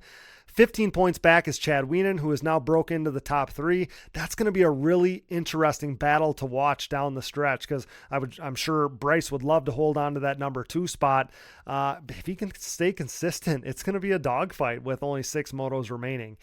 Jeffrey Rastrelli finds himself now 7 points back of Chad Wienen in 4th, and Nick Janusa is another 20 points back in 5th. He's got an 11-point gap over Brandon Hoag, so that's going to be another battle to watch. If Nick Janusa can hold on to that top 5 spot, we know Brandon Hoag has some momentum as we speak. Rounding out the top 10, 7th is Max Lindquist.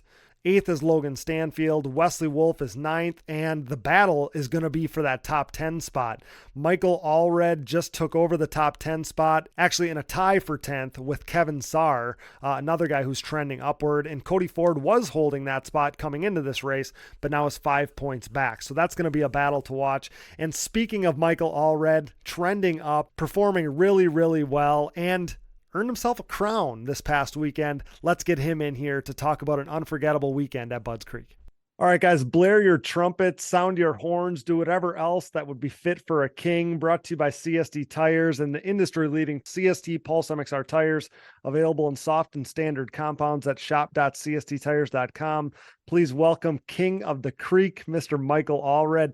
Mike, welcome back to the podcast, buddy. So great to see you. And man, we knew you you had the TT prep thing going on, combined with a weekend at Budds Creek that was probably your best outing of the year, or one of them for sure. And King of the Creek award was the outcome, man. It was a weekend that you're probably going to remember forever.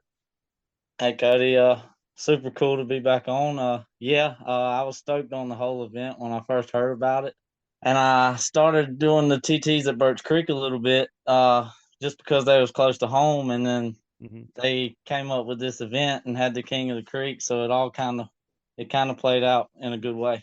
Yeah, it kind of all came together. That was one of my questions: was did it start with like what started the whole TT thing? Was it simply because they're in your area? Because you do come from a hotbed of TT racing where you're from in North Carolina, but I didn't know if what stemmed it was knowing that this combo event was coming and you wanted to be a part of both sides, or did it just come naturally even without kind of that factor? It was simply, they was close by the house. I have a few friends that work at Black Ankle Raceway. Oh, sure. That are big in the TT stuff. So I've been talking to them a little bit and a few buddies from here at home, and it just worked out right. I found some tires. I ran the few at Birch Creek, without a sway bar, which I think played in my favor. That track had more burned up turns. It wasn't quite as fast paced as Budge Creek was. But yeah, people, like the TT community is just like the MX community. They're all friendly. They all there to help you out. So they lend me tires. Everything was loaners at Birch Creek, and then I just threw them on and had a good time. Yeah, man, I love it. And the cool thing about this past weekend is it felt like, with you and Wesley and, some of the other people from the moto side doing the TT side, it was like the whole ATV motocross community was pulling for you guys, like that was a kind of a cool factor of the whole combo event at Budds Creek there. Yeah, it was super cool. They had the whole left side of the stands filled out there, and you could hear them as you came by. There's a lot of loud bikes out there. They don't do sound or anything like that, so I could barely hear my MX bike while I was out there, but it was a great time. And a lot of short pipes, that's what stands out to me too. You got these TC shorty looking like all kinds of pipes out there. It's nuts, but you couldn't hear yourself think. But let's start with the main focus, the moto stuff. Of course, you suffered this gnarly wreck last year. It shut down your season prematurely, so I wasn't necessarily sure what to expect coming into the year this year for you. And man, you came back strong. It's been a really strong season so far. It seems to me like you picked up right where you left off, but man, like it seemed like, I guess you can fill me in, but it sounded like you were dealing with some serious stuff at the end of last season there. And I guess you can tell me what kind of road to recovery that was like for you. Yeah, it was in between rounds. I was practicing out at Lake Sugar Tree, and I just had to get off by myself and hit my head pretty hard. I fractured a vertebrae in my back, and I had a small bleed in my brain. It was like they call it a brain contusion also, which is bruised, and a knee contusion on my right knee. So I was banged up pretty good. I really, really was talking to Chris, wanting to come back and roll around, but I think it was a better decision just to sit the rest of the season out. And on forward from that this year, I didn't know what to expect either. I just kept working for my goals, and it's kind of been up and down this year. I had another good get off at High Point, but luckily, nothing came about. I was okay. I was just banged up a little bit and was able to make all the rounds so far, and hoping to continue on that route, and I'm just having fun with it, man. Yeah, man, it's all coming together. It really is. The comeback has been successful so far. Like I said, picking up where you left off. When you look at your results, 14, 11, 10, 12, 11, 11, 10. It's, very consistent, which is kind of your MO, obviously. but also it seems like you're peaking right now. It really does. Even in recent weeks, you've maybe had some, some good motos where the overall just didn't go your way, where it fell on the 11 side of the 10 kind of thing. But you got a 10th this past weekend, now 10th in points, which is a big deal. I'm sure that's that might be a goal on your list of goals there, is top 10 in points. I don't know that, but with another strong 10th this weekend, tell me about this most recent weekend at Budds Creek, because it was a good weekend for you. I mean, top 10s in a class that fast, man. You can't sleep on that. That's a big deal. Yeah, that's definitely a goal, is a top 10. This is my third year in the pro class, and I was there last year before my accident, and I was just out of it my first year. So Yep, that's what I'm working really hard towards. Budds Creek was really close to home. It felt real homey to me. I had been there before, so I really enjoyed it. I was riding really loose, and I was just riding like myself, which helps with the confidence going into these next few rounds. for sure. Yeah, for sure. So tell me about Saturday, the moto side first. How your motos went. You got a good start. I think it was the second moto you came out. Had to be top 4 or 5, right? Yeah, the first moto I came out 5th. Okay. I had 2 good starts. Okay. My ball motor was pulling great out of the hole. I went to the same gate both motos. Okay. Second moto, I probably left 5 or 6 gates on the inside of me open, but that one looked the smoothest to me, and it worked out. It worked out good. So yeah, 2 good starts. The first moto, I kind of got in a gap right there in 9th, where the guy ahead of me, he had pulled on out, and I had a good gap behind me, so I was in a comfort zone. So that's a good place to be. We finished there, and then second moto came out 4th, and we had the same pace going pretty much. Kevin Sarr, he picked it up a little bit moto 2, and he was coming for me. He made it around me, and then I think he had a bike problem. Okay. And as soon as I got around him, he got it fired back up, and with 2 laps to go, he got back around me, which really, really hurt me. But okay, it was a fun race, and it was fun battling with him. So I'm looking forward to doing more of that throughout the next 3 races. Yeah, man. Like I said, you're literally you're truly rounding into form. You're peaking right when you want to be. You're right where you want to be. So you say top 10 in points is where you want to be. You're top 10 in points now with for the first time this season, I would presume, with 3 races to go, which is an awesome place to be for you. So tell me about the track this past weekend. It was kind of cool. I mean, there was some blue grooved I saw, obviously some big hits that are all over the internet. I don't know how rough it got. You can fill me in on that, but tell me about the track. It seemed like everybody was having a good time out there in Maryland. The track was nice. They had a practice a few months back, and yep. I gotta say that it was completely different from what that was. Okay. It was nice. The track, it did get a little hard, like blue grooved in areas, and then it was rutted in areas also. So you kind of got a mix of both. I like that. The hits were fun. I love the jump. So, I mean, big gulp. That one, that was a stretch all weekend. So it looked like it, man. It was. It was super fun though, and just happy to come out with a good weekend and safe and healthy and continue on with the season. Yeah. So it seemed like, for me, from like the videos and stuff I saw, I swear you were making that big gulp triple like as clean as anybody. Yeah, you just come out of that turn and you hold it. There's no over jumping it. So it's whatever run you get out of that turn, you just hold her licked, and right. Hopefully you make it. So I always thought those are the kind of jumps that like were easy on your brain. You didn't have to think real hard. You just had to pin it. Yeah, right. It's simple. Yeah, there you go. So then, so that's the moto side of it. Take me through how crazy the schedule was then for you. I mean, I know you did a little riding on Friday night on the TT stuff. You do the normal pro schedule on Saturday. That concludes. You're probably spent, as you are after a full day of racing in the pro class. And then how soon do you shift your focus to the night program? Like tell me about how that all played out schedule wise, logistically and stuff on Saturday. going into the race Saturday, I wasn't sure if we would be able to do the TT because I wasn't sure on the schedule. So Okay. once Yeah. I found all that out, they said that they was going to hold the pro TT until 5 o'clock. Yeah, because you and I messaged each other back and forth last week, and I'm like, man, from what he tells me, the schedule shouldn't conflict. But I wondered how.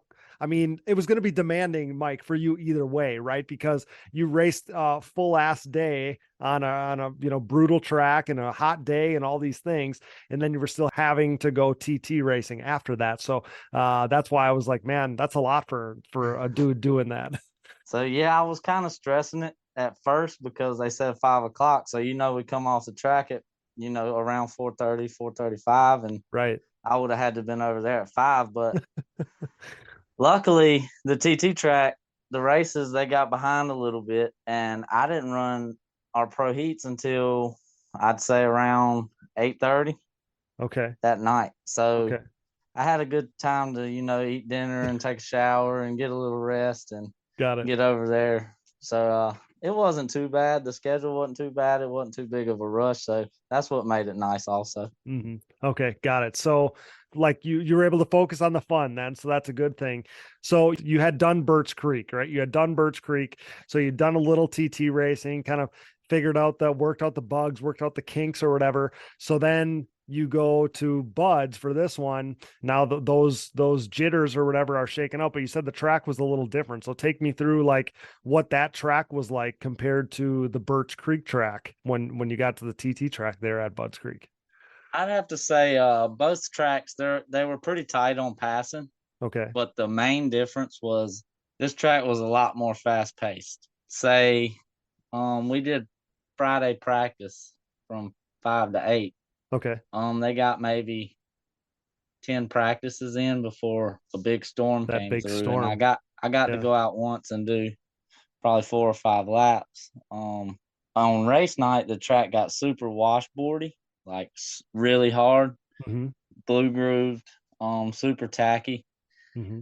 It was a lot more fast paced. Like Friday, I had to change my gearing from Friday to Saturday just because Friday I'd hit the front stretch right there coming out of the last turn right before the finish line. Yeah. And I'd be 5th gear rev box halfway down the start. Need some halfway gear. Down the straight stretch. And so we changed our gearing a little bit, and that helped tremendously. Dylan Jones, Eric Jones, they gave me some wheels and tires to use. I'm very thankful for that. Terry Pope from TRE, he actually loaned me a sway bar, which played a key role in Saturday night racing. It didn't hurt me too bad at Birch just because it wasn't so fast paced, but this track being a lot more wide open, I would have had a lot more roll. So that played a big role in racing the TT also. So I just wanted to give them a shout out. Thank you. Yeah, man, for sure. And it's cool. Like it's obviously a totally different form of racing, but it feels like a totally different world, the TT side of things. Like it's just so different. At the same time, I freaking love it. I grew up doing it.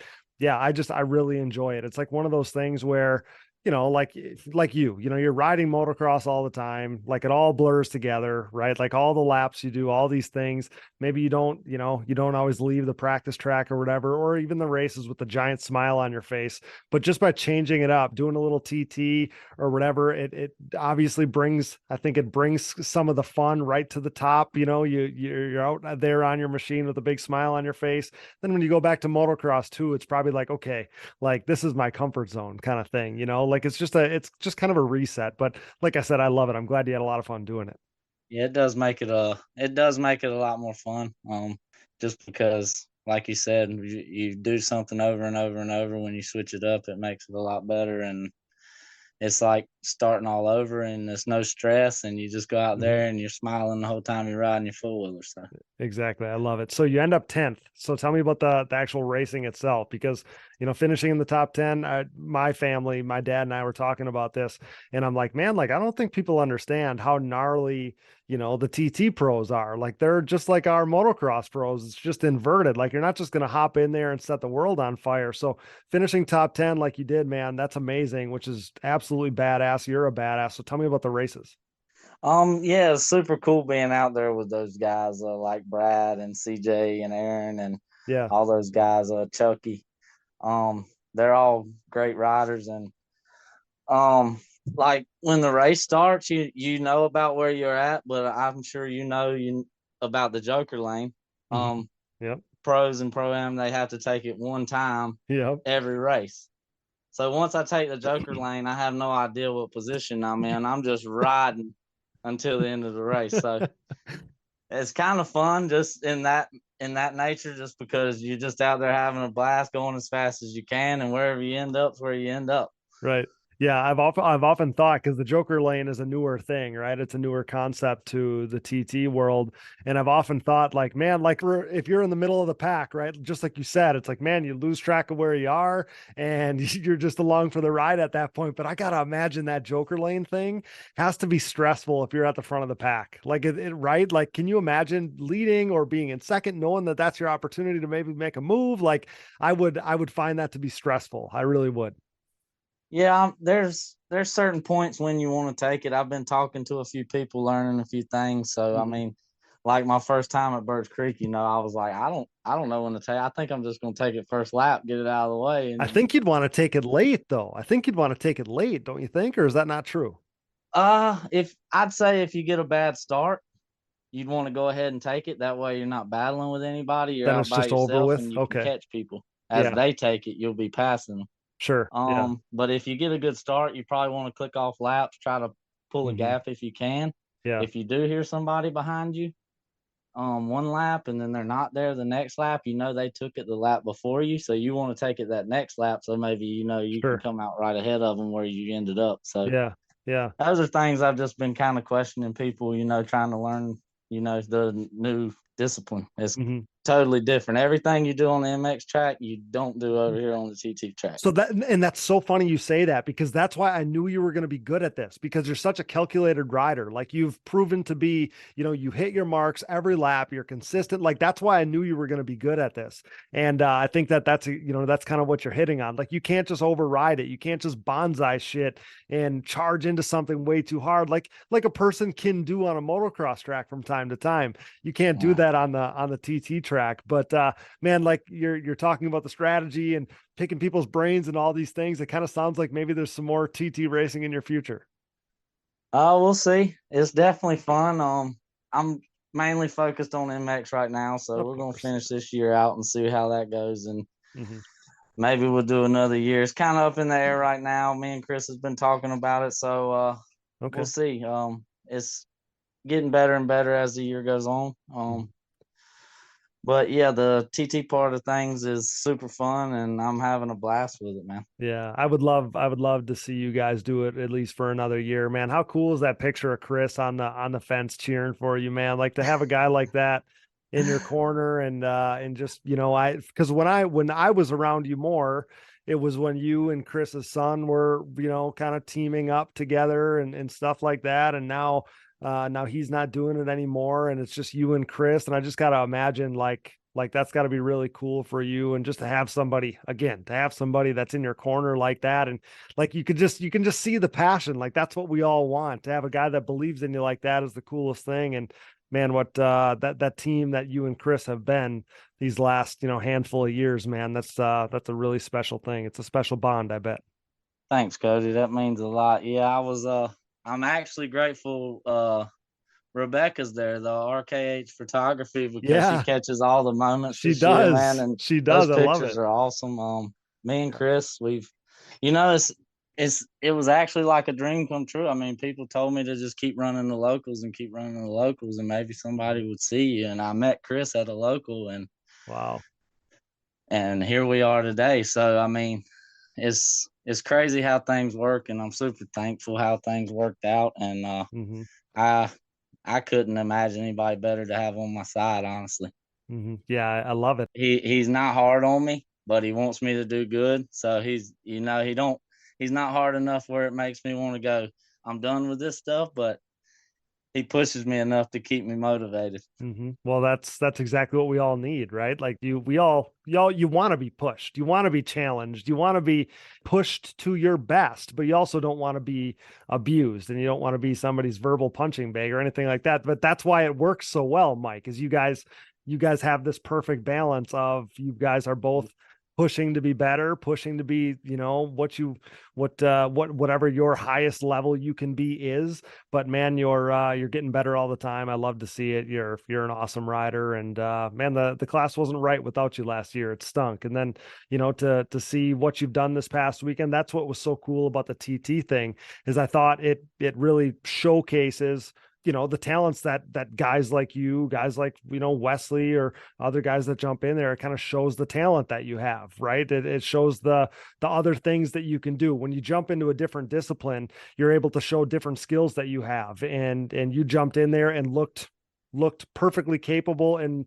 like you almost belonged there in the TT stuff. And that's not an easy thing to do. So, man, that King of the Creek is going to be a great trophy, great addition to the mantle there for you. And, I don't want to say that I knew that this was going to happen, but like I said earlier, I surely had some belief that we could be sitting here talking to you as the King of the Creek, because like I said, you're such a well-rounded rider. You're so solid. You're so consistent, man, buddy. I'm stoked for you, but can't say I didn't see this coming, because I had some belief for sure. Thank you, Cody. That means a lot. Yeah, me and Chris, we worked super hard to get where we're at. It's been 8 years now we've been together. So, wow. That's awesome. Things happen fast, because it definitely don't feel like that long. So when you and Chris first teamed up, were you racing the B class? Would that have been what you were racing? I was not. I actually jumped in head first. My first year with Chris, I ran Pro Sport and an A class. Oh, wow. Okay. I was riding a little over my head those first few years. Okay. I had a lot of get-offs, a lot of hospital trips. Okay. So yeah, I had to back it down a little bit, and it was a lot different going to the nationals from just racing, 5 or 6 guys every weekend. Of course. Yeah. So it was something I had to adapt to, and we finally adapted to it, and it's been good ever since. Yeah, man. So I couldn't remember, like, I didn't know, I wasn't aware of what you would have been doing, whatever year that would have been 8 years ago. But yeah, then I knew, you go on to win A class national championships and finish second to Max Lindquist and Pro-Am, which was an awesome year. And then, like I said, be right around the top 10, basically, for your whole pro career so far. To be kind of right in the mix there. Like I said, you've looked like you belong since day one, which is awesome. So three races to go now, buddy. We talked about you're kind of right where you want to be, 10th in points. So how do you maintain this thing? What do you got to do? What do you got to do the rest of the year here with 3 races to go to pull this thing off? Just do a lot of riding.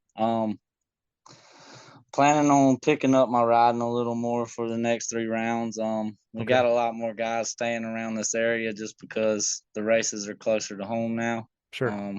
I just got to stay focused and put in the work. You make your own luck, so that's what I'm going to do. Hey, you got to get some of those patented Michael Allred starts. That wouldn't hurt. Right. They're picking up this weekend, so hopefully we can keep the momentum going. Yeah, I love it. So the last thing I want to touch on is your schedule, pal. So before this, we're sitting here right now, and it's after 11 o'clock your time, and you had to race down to Chris's and unload some stuff, get your practice quad and all that stuff. And I know you balance work with all this. So tell me about your schedule a little bit. Like, how many days a week do you ride? I know you do a ton of traveling. You work your tail off. So tell people about your schedule a little bit, because I feel like you don't have any extra time to breathe, which I know that feeling. There's not a lot of time, that's for sure. I go to work normally from 7:30 to 4-5 o'clock in the evening.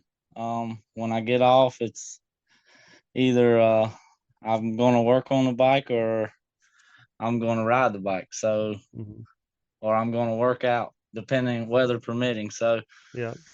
And then in the mix of all that, I got my son, which it's been awesome having them come to the races this year. they keep me on my toes here and there. So yeah, it's Awesome. a tight schedule. When I'm not working, I'm thinking about how I can be better on and off the track. So Yeah. like today, I went to work. As soon as I got off, I headed to Chris's, like you said, get my practice bike ready. I changed some oil, checked my race bike over. Me, Chris, and Max, we went and got something to eat, and got home about 9:30, and here we are, 10:45, Zoom calling. So Yeah. it's been a busy day, but I enjoy it. When I'm just sitting around with nothing to do, I'm thinking too much. So I like having a busy schedule. I like doing one thing, thinking about what I got to do next. So that's what keeps me going. Yeah, here we are talking about racing to end the day. Well, I appreciate you carving out a little time for us. Awesome conversation. It is every time we get a chance to chat, buddy. And like I said earlier, I didn't think that we could tell the story of Bud's Creek without talking to you and this King of the Creek award, which is pretty prestigious. It's pretty cool. And man, it was a weekend that you're not going to forget. That's for sure. Thank you, Cody. Yeah, it was truly an honor, and I was stoked on the whole weekend. I appreciate you having me on again, and it's been a pleasure. Heck yeah, man. We're always cheering for you here. Always stoked to see you and all your success. And thanks for, like I said, thanks for etching in a little time for us. And we'll see you at one of these races here in next couple of weeks, pal. All right. All right, Cody. Thank you. Thanks so much, buddy. That's Michael Allred, brought to you by CST Tires right here on the Digging Deep ATVMX podcast. See you, pal. See you, buddy. We interrupt this program for a special news bulletin. The following message is brought to you by Manscaped.com. The Manscaped engineering team has outdone themselves this time, creating the Lawnmower 4.0 trimmer, now available for purchase in the U.S. and Canada. Join over 2 million men worldwide who trust Manscaped, an official sponsor of the Digging Deep ATVMX podcast, with this exclusive offer of 20% off and free worldwide shipping with code DiggingDeep20 at Manscaped.com. I'm one of the first people to try the new 4.0, and I am blown away. This thing is next level. What sets this trimmer apart from all the rest? The Lawnmower 4.0 gives you the ability to turn the LED spotlight on and off when needed for a more precise shave. It features a new multi-functioning on-off switch with travel lock for those of us who like to travel. And my favorite, the new trimmer allows you to customize your trim with 4 different guard lengths, an upgrade from its predecessor that only featured 2. If you're listening, you know that good tools are a must, so wait no more to get the best tools for the job. Get 20% off and free shipping with code DiggingDeep20 at Manscaped.com. That's 20% off with free shipping at Manscaped.com by using code DiggingDeep20. Hey everyone, this is Larry Mills, president of DP Brakes North America and proud partner of the Digging Deep ATVMX podcast. We at DP Brakes are a longtime supporter of ATV racing and the world leader in sintered brake technology, dominating the ATV world for decades by supporting the best four-wheeled racers on the planet. This year's lineup includes Jeff Rastrelli, Mark Baldwin and Baldwin Motorsports, Ford Brothers Racing, Nick Janusa, and many more, including Mr. Digging Deep himself, Cody Jansen. Plus all the top 17 GNCC pros such as 7-time champion Walker Fowler, Bryson Neal, Hunter Hart, Cole Richardson, Jared McClure, Adam McGill, and previous champion Chris Borich. These top riders continue to appreciate the high performance and impressive durability that their DP brakes have to offer. Products that ultimately help place them on top of the podium week after week. DP brakes are available through www.dp-brakes.com, or you can purchase them through your local Parts Unlimited stocking dealer, or you can even message us, myself, Larry Mills, or DP Brakes on Instagram or Facebook. And if you have any questions about product or sponsorship support, please ask us. We are waiting for you. Join the best ATV riders in the world equipped with DP Brakes, and have a great year, everyone. Nearing 2 decades into the brand's existence, Factory 43 is back and better than ever, continuing to make major waves in the ATV world. For the 3rd consecutive season, Factory 43 is the official aluminum parts choice of the Phoenix Racing ATV team, providing their state-of-the-art Evo Nerf bars, MX-style front bumpers, and grab bars for 2-time champ Joel Hetrick. If you're in the market to upgrade your Nerf bars, bumpers, or grab bars, head over to Factory43ATV.com to see their full line of industry-leading products available for all makes and models. Head over to Factory43ATV.com today. Success in the ATV MX world is similar to what creates financial success as well. The right people, the right advice, and more importantly, hard work and the benefit of an ongoing relationship as situations change and adversity is experienced. Do you have the right financial advisor to help you reach your goals? Haymower Financial Group can create a personalized, goal-based plan to help your family prepare for whatever life brings. Call me, Scott Haymower, at Haymower Financial Group, a private wealth advisory practice of Ameriprise Financial Services, at 920-338-8150. That's 920-338-8150. Offices located in beautiful De Pere, Wisconsin, with registrations and clients nationwide. Headlined by their 4130 Chromoly, Launderville Steel and Concrete Supply is a full-service steel supplier of new and surplus steel, aluminum, and stainless steel products. This racing family-owned full metal service center and concrete product supplier comes with over 30 years of experience serving the entire United States from their central Midwest location. As the number one choice for nationwide shipments and with available next-day delivery in select areas, LSE has you covered near or far. 4130 is not just the chromoly tubing and plate used in the building of chassis for an array of motorsports applications, but it is also the name of the newest addition to the Pro Paddock with riders Jaden JJ Launderville and Max Lindquist, introducing the new 4130 Motorsports team. Launderville Steel offers a large selection of material for any project, including their concrete division that can supply everything you need to complete your next business or personal project. For a quote or more info, visit laundervillesteel.com today or give them a call at 715-675-6193. That's 715-675-6193. Here at Digging Deep, we have an obvious passion for ATVs and pridefully enjoy sharing the sport's history. Since 2019, when the podcast was born, we've been working to partner with individuals who share our passion, but one man and his vision had been missing from our partnership group. Until now. When it comes to the sport's history, the hallowed grounds of Binky's Forever ATC Museum has it all. Binky Tapscott's mind-blowing collection of 3- and 4-wheelers has preserved history by spanning all makes and models from Honda 3-wheelers in chronological order to unique builds that shaped ATV racing as we know it, like Doug Gust's iconic DRZ-powered hybrid thumper and everything in between. There's no denying Binky's passion, a passion that we certainly relate to here at Digging Deep. Binky's goal is to share his amazing collection with fellow enthusiasts by making his prized possessions accessible to the public via scheduled visits. Follow Forever ATC Museum on Facebook and watch foreveratc.com for further updates on possibly getting a chance to see Binky's Forever ATC Museum for yourself. We are proud to welcome Binky's Forever ATC Museum to the Digging Deep family. As the number one podcast in ATV racing, it's only right that we partner with the industry leaders in suspension tuning. Insert Impact Solutions. Impact Solutions is a full-service ATV and side-by-side suspension center specializing in the revalving and service of your motocross and off-road suspension. With over 25 years of elite-level knowledge, experience, and testing with riders of all ages and ability levels, Jay Goebel and the Impact crew strive to exceed clients' expectations for service and setup. Impact Solutions is the official Elka Suspension Service Center of the United States, offering unmatched product knowledge and experience. Whether you're in need of service, parts, warranty, sales, or technical support, Impact Solutions has you covered. Head over to impactsolutionsatv.com or give them a call today. Thanks for listening, and remember to support our partners. Now back to the show. All right, guys, Cody Jansen, your host here on the Digging Deep ATVMX Podcast, our Budds Creek review show.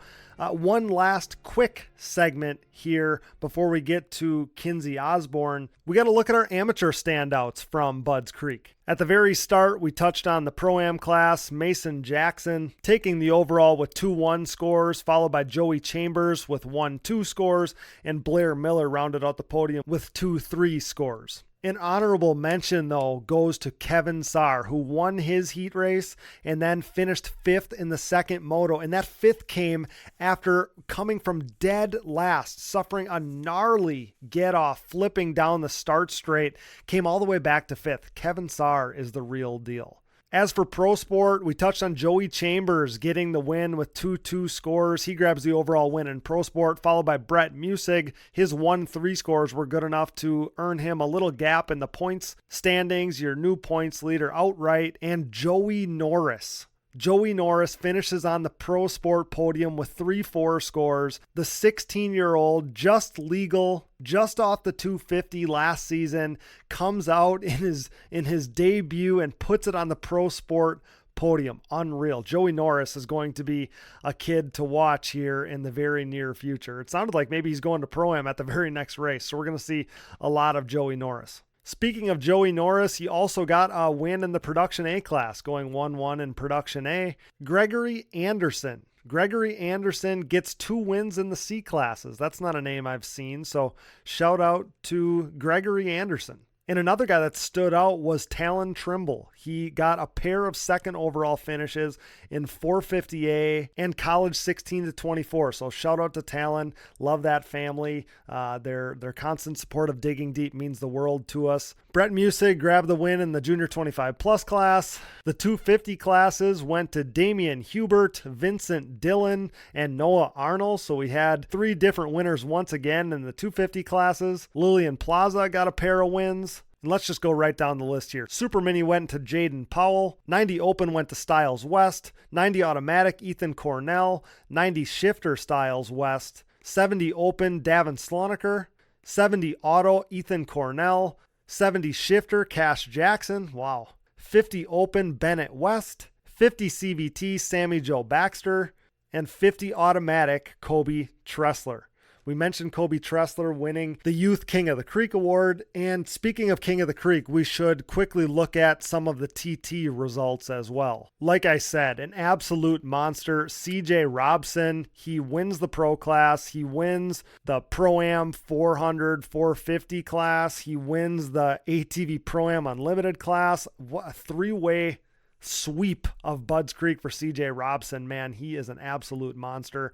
Second in the pro class went to Brad Riley. Third went to Tyler King. Second in that Pro-Am 400, 450 class went to Aaron Medlin, and Carter Buff finished third. And our guy Brad Riley finished second in the Pro-Am Unlimited class, and that Carter Buff finished third again in that one.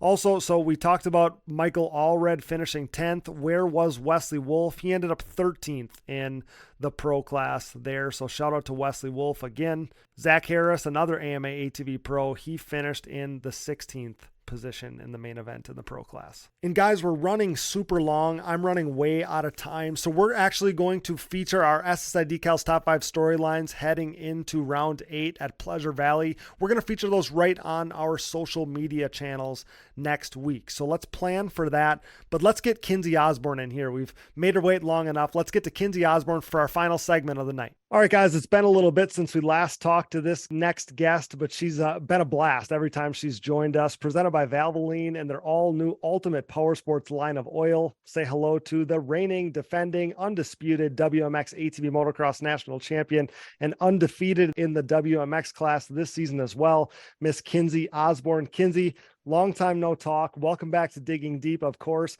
So stoked to chat with you a little bit tonight. Thanks for fitting us into your schedule. Yeah, thanks for having me on again, Cody. I love coming on here. Well, Kinsey, you're like I said, you're awesome every time you jump on the show with us. Always so much fun. The conversations are. And talking about Budds Creek, we just had Budds Creek this past weekend. Budds Creek was a special one. We were previewing it coming into the event that it was going to be a special weekend for many reasons, one of which was the specialty awards being handed out. We already had one of the Kings of the Creek on the show with us tonight. Now we have another, but maybe they should have called yours the Queen of the Creek, Kinsey. That would have made a little bit more sense. Yeah, actually, I think that's what it is called. Oh, is it? I mean, on the trophy, yeah, on the trophy they gave me, it okay. says Queen. Is it okay? That part I didn't know. When we talked to Ezra about the Kings of the Creek awards, I was doing the math in my head. I'm like, man, it would be the Queen of the Creek. So I'm glad that they got that right for you. But yeah, that's a awesome award to have. So been a great season for you so far, all the way leading up to and through Budds Creek, undefeated in the WMX class. Another 1-1 performance on Saturday. So tell me about the first part of your jam-packed day this past Saturday out there.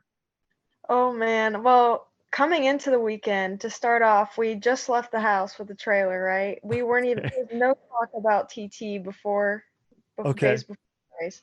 Until that morning, my dad brought it up and he was like, if we just had some tires, we can just put on your bike. I mean, I know that's not the ideal setup for TT racing, but and he was like, or you can borrow someone else's bike. And we know the Mickleys, they're from Ohio and they race TT nationals, so luckily they had a bike willing to spare to me, and that's the bike we used. It was all last minute, literally on the drive there.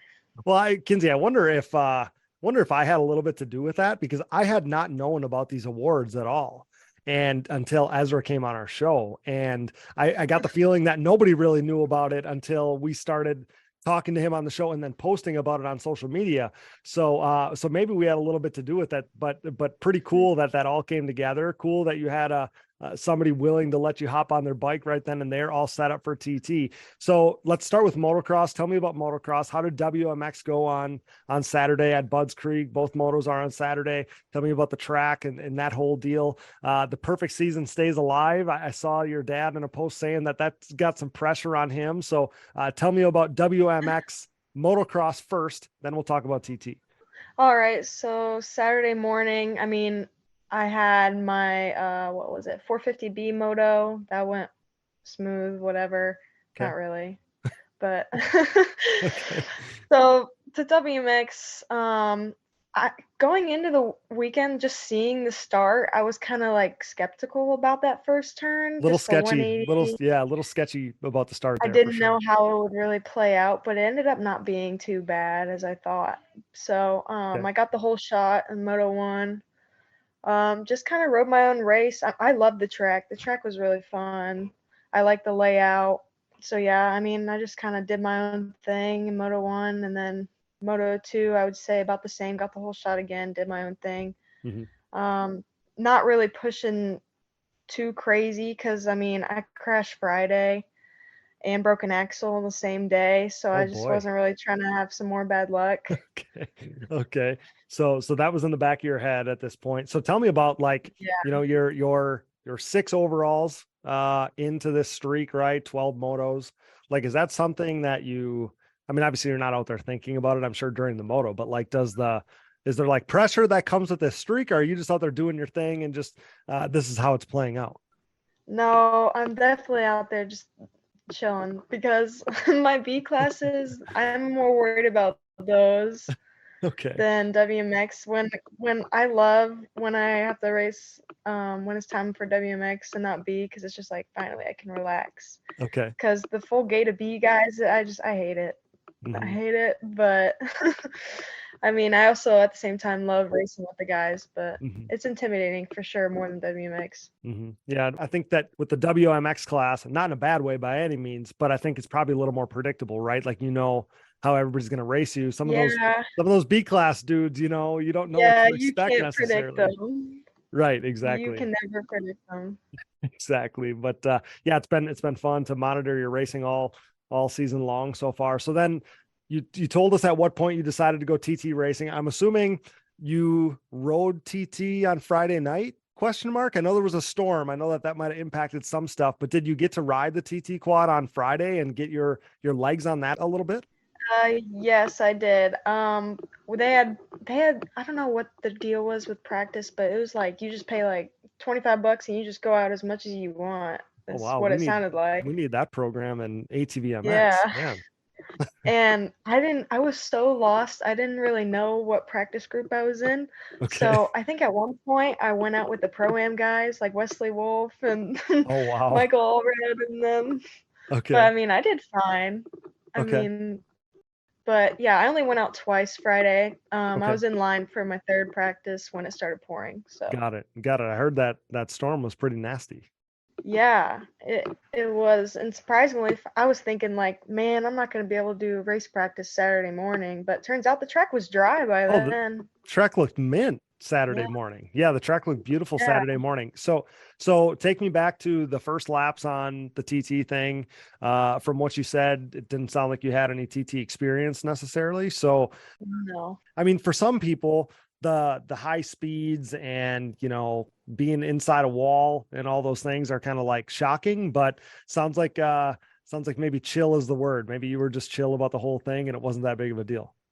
I mean, I was just a little like nervous about like when I was about to go out for the first practice, but didn't know what to. It's out of your comfort zone. Yeah, as soon as I hopped on Joey Mickley's bike though, just to like roll into staging, I was like, man, this is so weird. Like it sits so low to the ground, and it's everything's different. Yeah. But yeah, going out on the track, I mean, it first felt like a fair race, just like 100 times faster. Okay. And the track, I mean, I kept wanting to like stand up for like the little tabletops and like the straightaways, but like I came off the track and they're like, you got to sit down. Like this isn't motocross. You can't do that. Yeah. And I was like, well, okay. And just everything about it. I mean, I liked it. I thought it was really fun. I just Mhm. wanted to keep going Yeah. until it rained, That's of course. right. For sure. Yeah, I agree.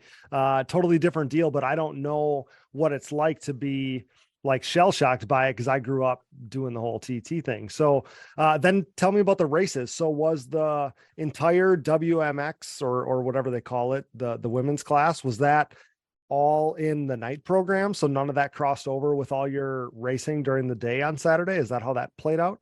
Yeah, no, they didn't start. They do the format is like heat race and then main Yes. event. Yes. Yep. So they didn't even start the heat races till like Oh, really? 5-ish. So there was basically no Yeah, crossover then, or very little. yeah, Got it. no. And they were supposed to start at like 4, I think, but they were running behind. So Got it. they didn't start till 5, and my heat race was probably around like 6. Okay. I don't really remember, but Okay. in my heat race I got, what was it? I think 3rd, but the thing was I was so like I wasn't focused at all on the flags. Like I didn't look at the flags once. Okay. Like I was so like I was just having fun, like trying Yeah. to go as fast as I could. I apparently they pulled the checker down. I didn't even see it. I went for another lap. Oh, And then nice. Rookie they move. pulled the red flag on me. And I think actually girls in my heat saw me go off keep going, so I think they like pulled off, but then they kept going once they saw me. Got it. So they went for another lap with me. Nice. Yeah, the whole flag situation. And I mean, yes, it's a totally different deal there. Yeah. So then what about main event? Tell me about main event. Cause you finished 3rd in the main event too, right? Or 3rd or 4th? Yeah, so my heat race had 8 people, but the main event had I think 16 or 17. Good turnout. Yeah. Um, Nice. I think the thing that killed me the most was the starts. The start's so weird compared to motocross. It's So so fast. Like, you're using a light, right? yeah, literally Yeah. the guy stands on the side, points at all of us down the row, and Yep. the light turns green like a second after that. Oh, And really? everyone just takes off. Huh. So typically, like what I'm used to would have been point at everybody, kind of like Sunset Ridge, right? Like point at everybody, red, yellow, and then when it goes green, you would go. No, there was just a red and green light, and Huh. it wasn't even like you had to look to your left to see the light. It To wasn't see the like light. down. Exactly. Yeah, you're not. That's relatively typical, I think. So it's weird Oh, for okay. us because obviously you're looking down at the gate on a motocross track, and that's not what you're doing in flat track or TT. Yeah, but it was just crazy to me how fast these girls' reaction times were because I was so Okay. used to like waiting for it more. Slow But no, ramp up in motocross. Yeah. so basically I was just camping on the start really Okay. bad. So then you had to make But some passes. I had brand new tires on the bike thanks to Joey's dad, Russell. So he thinks the tires help me catch up with more grip and stuff. Sure. Yeah. So yeah, I had to make a couple passes. Actually, no, I don't think in the main event I didn't. In the heat I did make passes. But Okay. main event I was on the inside on the starting line. Okay. So I kind of just snuck on the inside, I Okay. think. But that race I started in 4th, stayed in 4th, I think. Oh, But I was right behind the girl in 3rd like the whole race. got it. And it was kind of frustrating to pass. Well, it's a different thing because in Yeah. motocross, you might be able to bonsai something and get by somebody, right? In TT, it doesn't really work that way. Like even when we were Yeah. when we were thinking about the Wesley Wolfs, the Michael Allreds, the guys that were going to jump in the pro class there on the men's side, I'm thinking, well, like you can't just go into it and just be gnarly aggressive and think it's going to work out. Like that's not how that works. TT is about finesse or Yeah. whatever. So not surprising though to me that you picked it up pretty fast though, like a class of whatever you just said, 16, and you finished fourth, right on third, because, you know, you've obviously shown that you're such a great ATV rider in general. But yeah, I'm glad to hear that you had fun doing it and you did well and jumped into something new. And your dad maybe hinted at maybe more TT races in the future or something. Yeah, I would love to do more TT races, but we checked the schedule and like most of them are all like on the same weekend of the nationals, Sure. except for like one in I think August. That's Okay. in Ohio actually, Ashtabula. Astabula, yeah, the big one. Yeah. Yep. Yeah, so hopefully we can do that one. That would be really cool.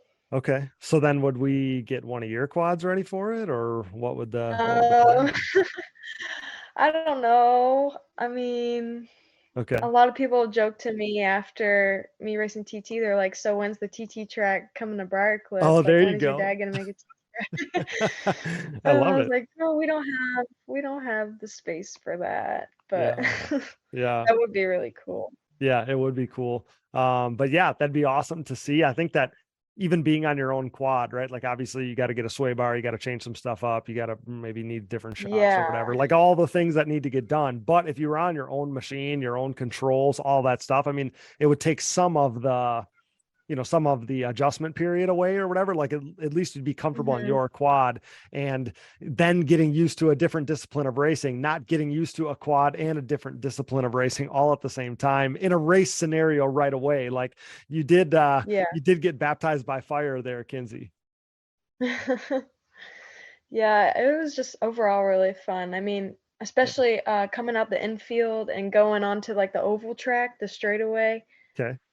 you're like pinned, like shifting like crazy. I just Mhm. felt like a NASCAR driver, to be honest with you.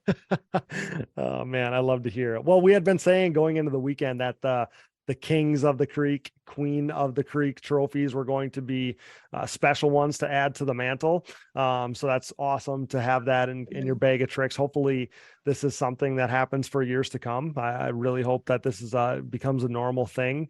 What were you hearing about? I was going to shift gears there, but what were you hearing about the reaction to the Budds Creek motocross track? Like, did people like being there? Was the experience good? You said you really enjoyed it. What were your friends saying? I think a lot of people agree that the track's really, really cool. The layout's sick. I Okay. think there was a lot of distraction from how cool the track is by how the flaggers performed. Okay. I mean, there was a whole screw up on that part, but Okay. yeah, I feel like the flaggers and some of the crashes going on kind of took away from the actual track itself. Sure. But Sure. I didn't hear anyone the whole weekend say that they didn't like the track. Good. Well, hopefully it's a situation that maybe the track can learn from, right, or whatever, can use it as Yeah. a learning curve going forward. I know we knew Ezra wanted to knock the thing out of the park. You know, it wasn't for a lack of him wanting to do well, and kind of reminds me of your dad years ago, right? Like my biggest Yeah. feeling about that 2014 national at your guys' place was the fact that I thought it was a fluke deal that a bunch of people got hurt. I thought the track was awesome. I thought it had nothing to do with the way that your dad prepped it or anything like that. And I thought Mhm. that he just kind of got a bad roll of the dice, and maybe that's what happened this weekend too. Obviously, that's not the flagger's not involved. Like I did read some things, Yeah. like, you know, some things need to be better there, but everybody deserves a second chance, right? Like I feel like that's a good Yeah, addition to our definitely. series, and hopefully we can maybe go back there and it'll be better next time around. Yeah, I would definitely love to go back there, especially if they do that TT Yeah. stuff. Yeah. Again, yeah, for sure. I thought it was a really cool thing. So what I was saying there was you added this Queen of the Creek trophy to the mantle. Speaking of trophies, you've piled up plenty of them, racing 3 classes so far this season. You mentioned your B class racing a little bit. You sit currently 3rd in points in Open B, 7th in points in 450B. Give my listeners a little update on how the racing the boys has went so far this season. We saw super impressive 3rd, I believe, at Gatorback right away to start the season. So tell me a little bit more about the B class stuff that you've done so far this year. Well, for some reason, I don't know what it is. I always tend to have my worst luck in 450B. Okay. than open B, even though it's usually the same people racing with me. I tend to have more of my crashes, my mess ups in that class. Okay. But Seems to always go that way, right? You always have like a class where everything yeah, seems to go okay, and then it seems like everything bad happens in one class, which maybe maybe it's good that it goes that way. You can focus on one more than the other. But go ahead. Sorry to interrupt. no, you're fine. But Gatorback has been my best finish in both classes the whole year, which is really unfortunate because I've been wanting to do better and work towards a win actually Mm-hmm. at some point this season. And Yeah. I mean, I've just had a lot of bad luck and mistakes, and my starts is the biggest thing. Like we can just touch on last race at Budds Yeah. Creek. Yeah. My starts, I think it's the full gate, and it might be in my head, but the full gate and just coming into turns, because I had at least 2 or 3 times on the whole shot with those full gated guys. I've had people just flip me over the berm, like completely T-bone me, flip me over the berm, just like take me out type of deal. Sure.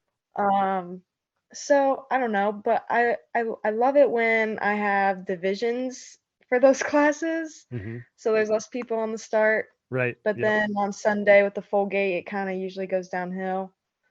Okay. That happened at Bud's Open B Saturday in my division. I got second, and then Sunday I got like ninth, just because I got a bad start and Mm-hmm. couldn't really pull any good passes, Okay. which was also on my end, my fault, but Mm-hmm. definitely not what the results I've been looking for. So hopefully going into PBR, I can do a little better. Yeah. Well, I think, last year specifically too, like when we saw you in the B classes last year, I think that starts where such a key contributor to your good finishes, finishing, like I Yeah. remember might have been I'd be guessing might have been Sunset Ridge, maybe, where you were right in the mix for an overall, like you ended up fourth, but you just needed one pass to Uh, win. Like, was it, I don't know I what think that class. was Red Bud. Was it Redbud? Okay. So whatever it Yeah. was, I knew you had done, like you were right there in the mix for overall wins and stuff. And I think, we saw, like, I remember thinking, like, there's no doubt she's going to get whole shots in the B class. Like, like you were just, it was like clockwork. Right. So maybe it is in your head, but I always tell people like the safest place to be on the whole shot is out front. Right. So shoot, you just got to put that number 130 back out front. And I think that those guys are going to have a hard time getting around you. Like, I'm sure everybody's already telling you this, but I have the utmost confidence that you're going to rip a couple hole shots here at the end of the year and keep that thing up front. I have no doubt. Yeah, I would absolutely love just one whole shot against a full gate of those guys, just one. Mm-hmm. But It's I coming. mean, yeah. I mean, it's not to say I hate racing the class, I just hate the starting gate, but Right. the class itself, I feel like even though I haven't gotten the results I've wanted or been hoping for, Yep. I feel like it's definitely challenged me as a rider, Yep. and it has been fun racing with. I have a lot of my friends in that class. Mm-hmm. So it's been a little fun along the way, not just all bad luck and terrible, but Oh, there you go. Well, I think there's a lot to be said about challenging yourself, about doing things where these are conversations we've had on the show before, where if you're expected to win something, like your excitement level can only be so high, right? And when you eventually win one of these things against the guys, your excitement level is going to skyrocket because of all of this journey you've been on to get here, right? Like if it would have been easy, you wouldn't have appreciated it the same way that you're going to appreciate it when, it all comes together and you win one of these things, and it's going to be awesome. Like people still talk about, from when I was a younger kid, Angela Moore, she literally raced the A class and raced like Pro-Am back then. And people still talk about that to this day. And like, you are very much on that path, Kinsey. Like you're still a brand new, big quad rider. Like it's only up from here. It's only going to get better from here. Yeah, thank you. I hope it does. I mean, the B class itself, just racing with guys. I mean, I raced in a few boys classes, like maybe a couple times in my 250 days. Yeah. But it wasn't nothing crazy, but definitely this year racing with the guys has pushed me just to like jump a jump I wouldn't normally jump, or just stuff like that. Just pushing myself a Yeah. little further, getting out of my comfort zone a little bit. Yeah, which is awesome. That's what everybody's striving to do. So you mentioned it a little bit already, but I hear you've been breaking some stuff, Kinsey. You've been hard on your stuff. You've been all busted up, right? You've been all busted and Yes. bruised up. So even that hasn't been able to Yeah. slow you down. But what's the story on all that? Yeah, I'm actually pretty busted up right now. I had a crash Friday. It wasn't even insane. I literally just tipped over, but I caught the person in front of me. I caught their rear tire on my front tire, and Okay. it caused me to flip. But then my quad was stuck on top of me, and that was a whole ordeal. But yeah, I just bruise easily. I don't know why. Got it. I don't leave a race without a few bruises, and I don't even have to crash. Okay. I can stay on the bike and still have some bruises. But yeah, breaking stuff, it's not been good. Compared to last year we had zero problems with my bike. Absolutely none. Maybe one, and that I can't even remember what it is. But Okay. almost every time I ride now, something's about to break or falls off, or I don't know. I lost a Nerf bar last Okay. race. Jeez. It was my last moto on Sunday, and I lost.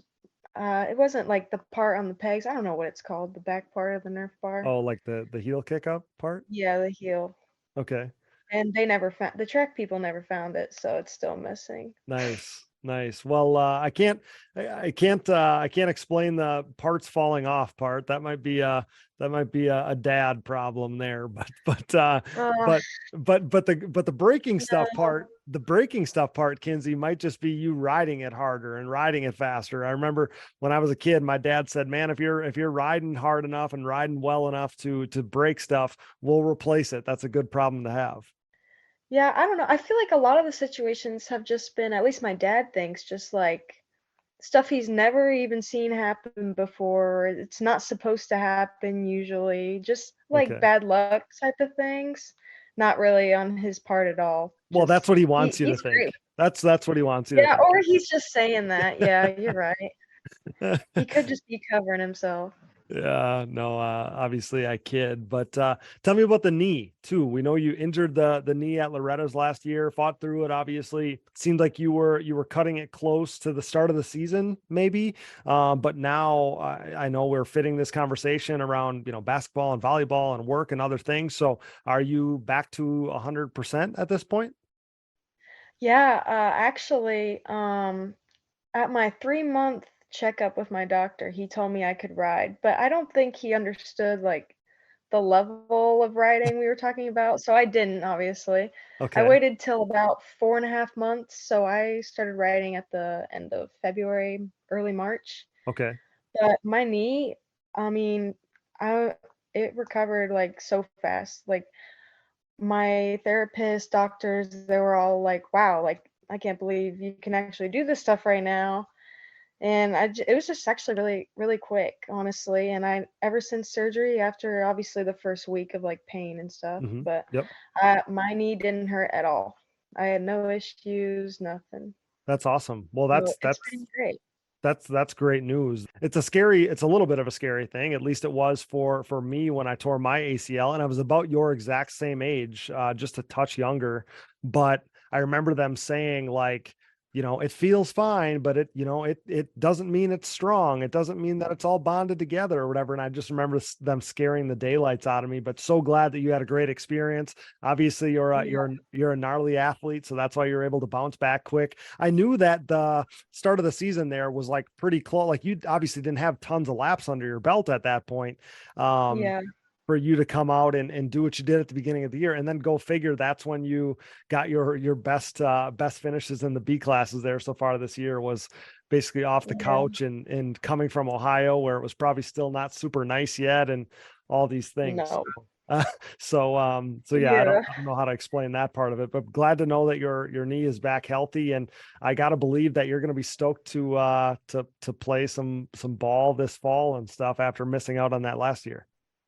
Yeah, I've actually we've been having open gyms, and we were supposed to go to a tournament this weekend actually, but it ended up getting canceled. So, but yeah, I've been doing basketball, volleyball, just all the things. I work now. I have a job, believe it or not. Okay. So that's what I said. But I said we're fitting what you making a yeah. little time for us was pretty special because you're juggling a bunch of stuff.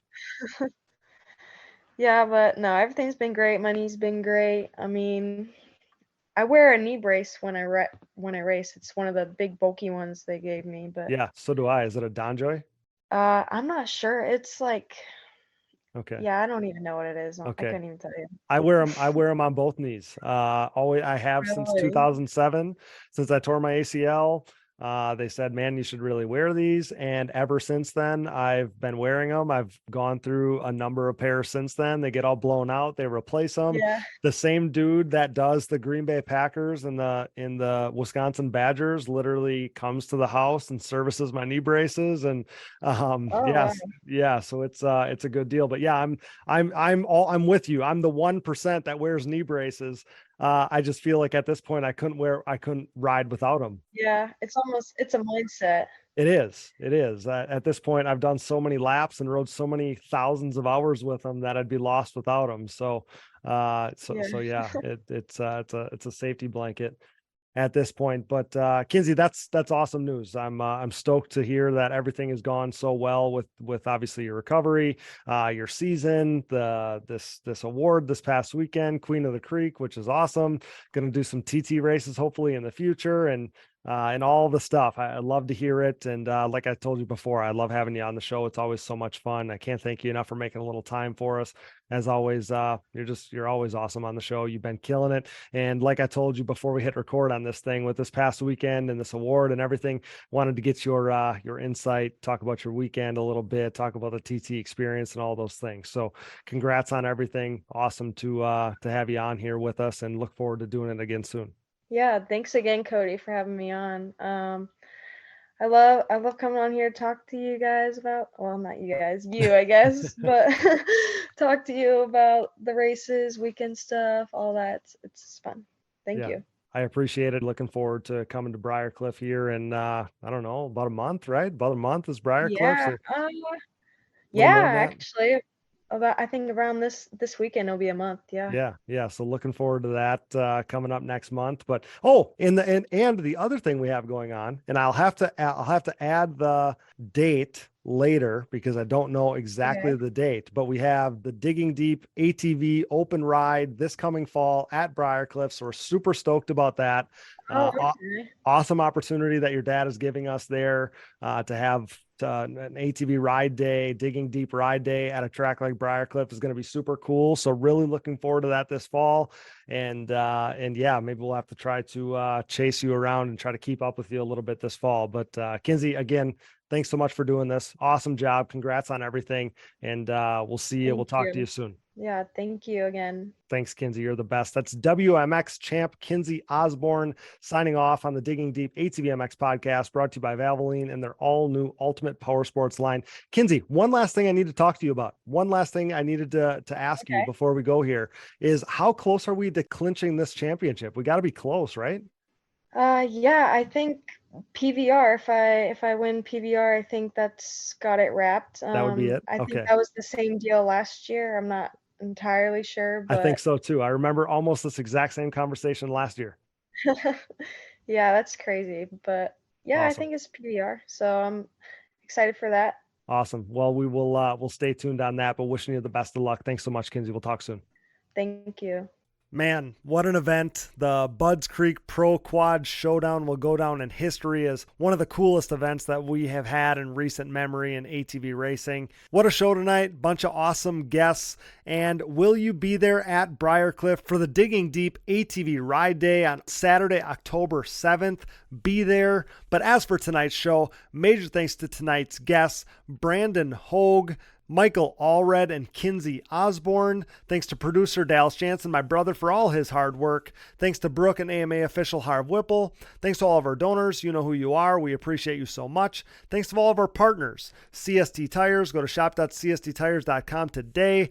Yamaha, thanks to Blue Crew. Thanks to SSI Decals. Major thanks and welcome back to Valvoline, DID Racing Chain, Namura Technologies, Bronco ATV and UTV Components, Launderville Steel Enterprises and Concrete Supply, the financial advice of the Haymauer Financial Group, DP Brakes, Factory 43, Binky's Forever ATC Museum, Impact Solutions, and Manscaped to get 20% off and free shipping with code DIGGINGDEEP20 at manscaped.com. Support the brands that support our show, and don't forget to use those codes to save. Find it all on our website, and be sure to click that Rocky Mountain ATVMC banner for all your gear and parts needs and to help us out. And most of all, thanks to you guys for listening. All your ATV fantasy info, from event results to season standings and more, can all be found at atvfantasy.com, and shop.diggingdeepatvmx.com is your go-to for all our official Digging Deep merch. If you're looking for another easy way to help support us, visit our website and click the Patreon or Buy Me a Coffee buttons. This allows you to set up a one-time or monthly contribution to support our efforts. Leave us a voicemail and we'll play it on the show, 920-569-3519. Follow the show on social media, Digging Deep ATVMX Podcast, and myself, Cody Jansen, for additional content, coverage, and more fun stuff as we are in the dog days of this 2023 ATV motocross season. You can find us on Apple Podcasts, Google Podcasts, Amazon Podcasts, Spotify, Stitcher, and more. Wherever you find podcasts, you'll find the Digging Deep ATVMX Podcast. All episodes, additional podcast providers, sponsor links, and discount codes, show merchandise, fantasy info, and more can all be found on our website, diggingdeepatvmx.com, so check that out today. Be a friend, tell a friend, please download, subscribe, rate, review, and share. And with that, for Brandon Hoag, Michael Allred, Kinsey Osborn, Brooke Jansen, Dallas Jansen, and I'm your host, Cody Jansen. Thanks for listening to and making us the most listened to podcast in ATV racing, with nearly 221,000 downloads last month in 103 total countries. Until next time, thanks for joining us in Digging Deep with the Stars of ATV Motocross. This one's for our buddy JL Opperman. Thinking about you, pal.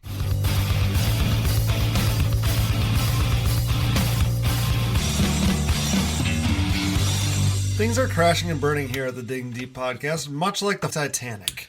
Those guys were hauling ass, for real. I remember watching Doug Gus, I don't know who it was, Steel City, running the same times Friday afternoon as James Stewart was on Sunday back then. It was mental. I've never seen quads go that fast. Quad leaders are freaking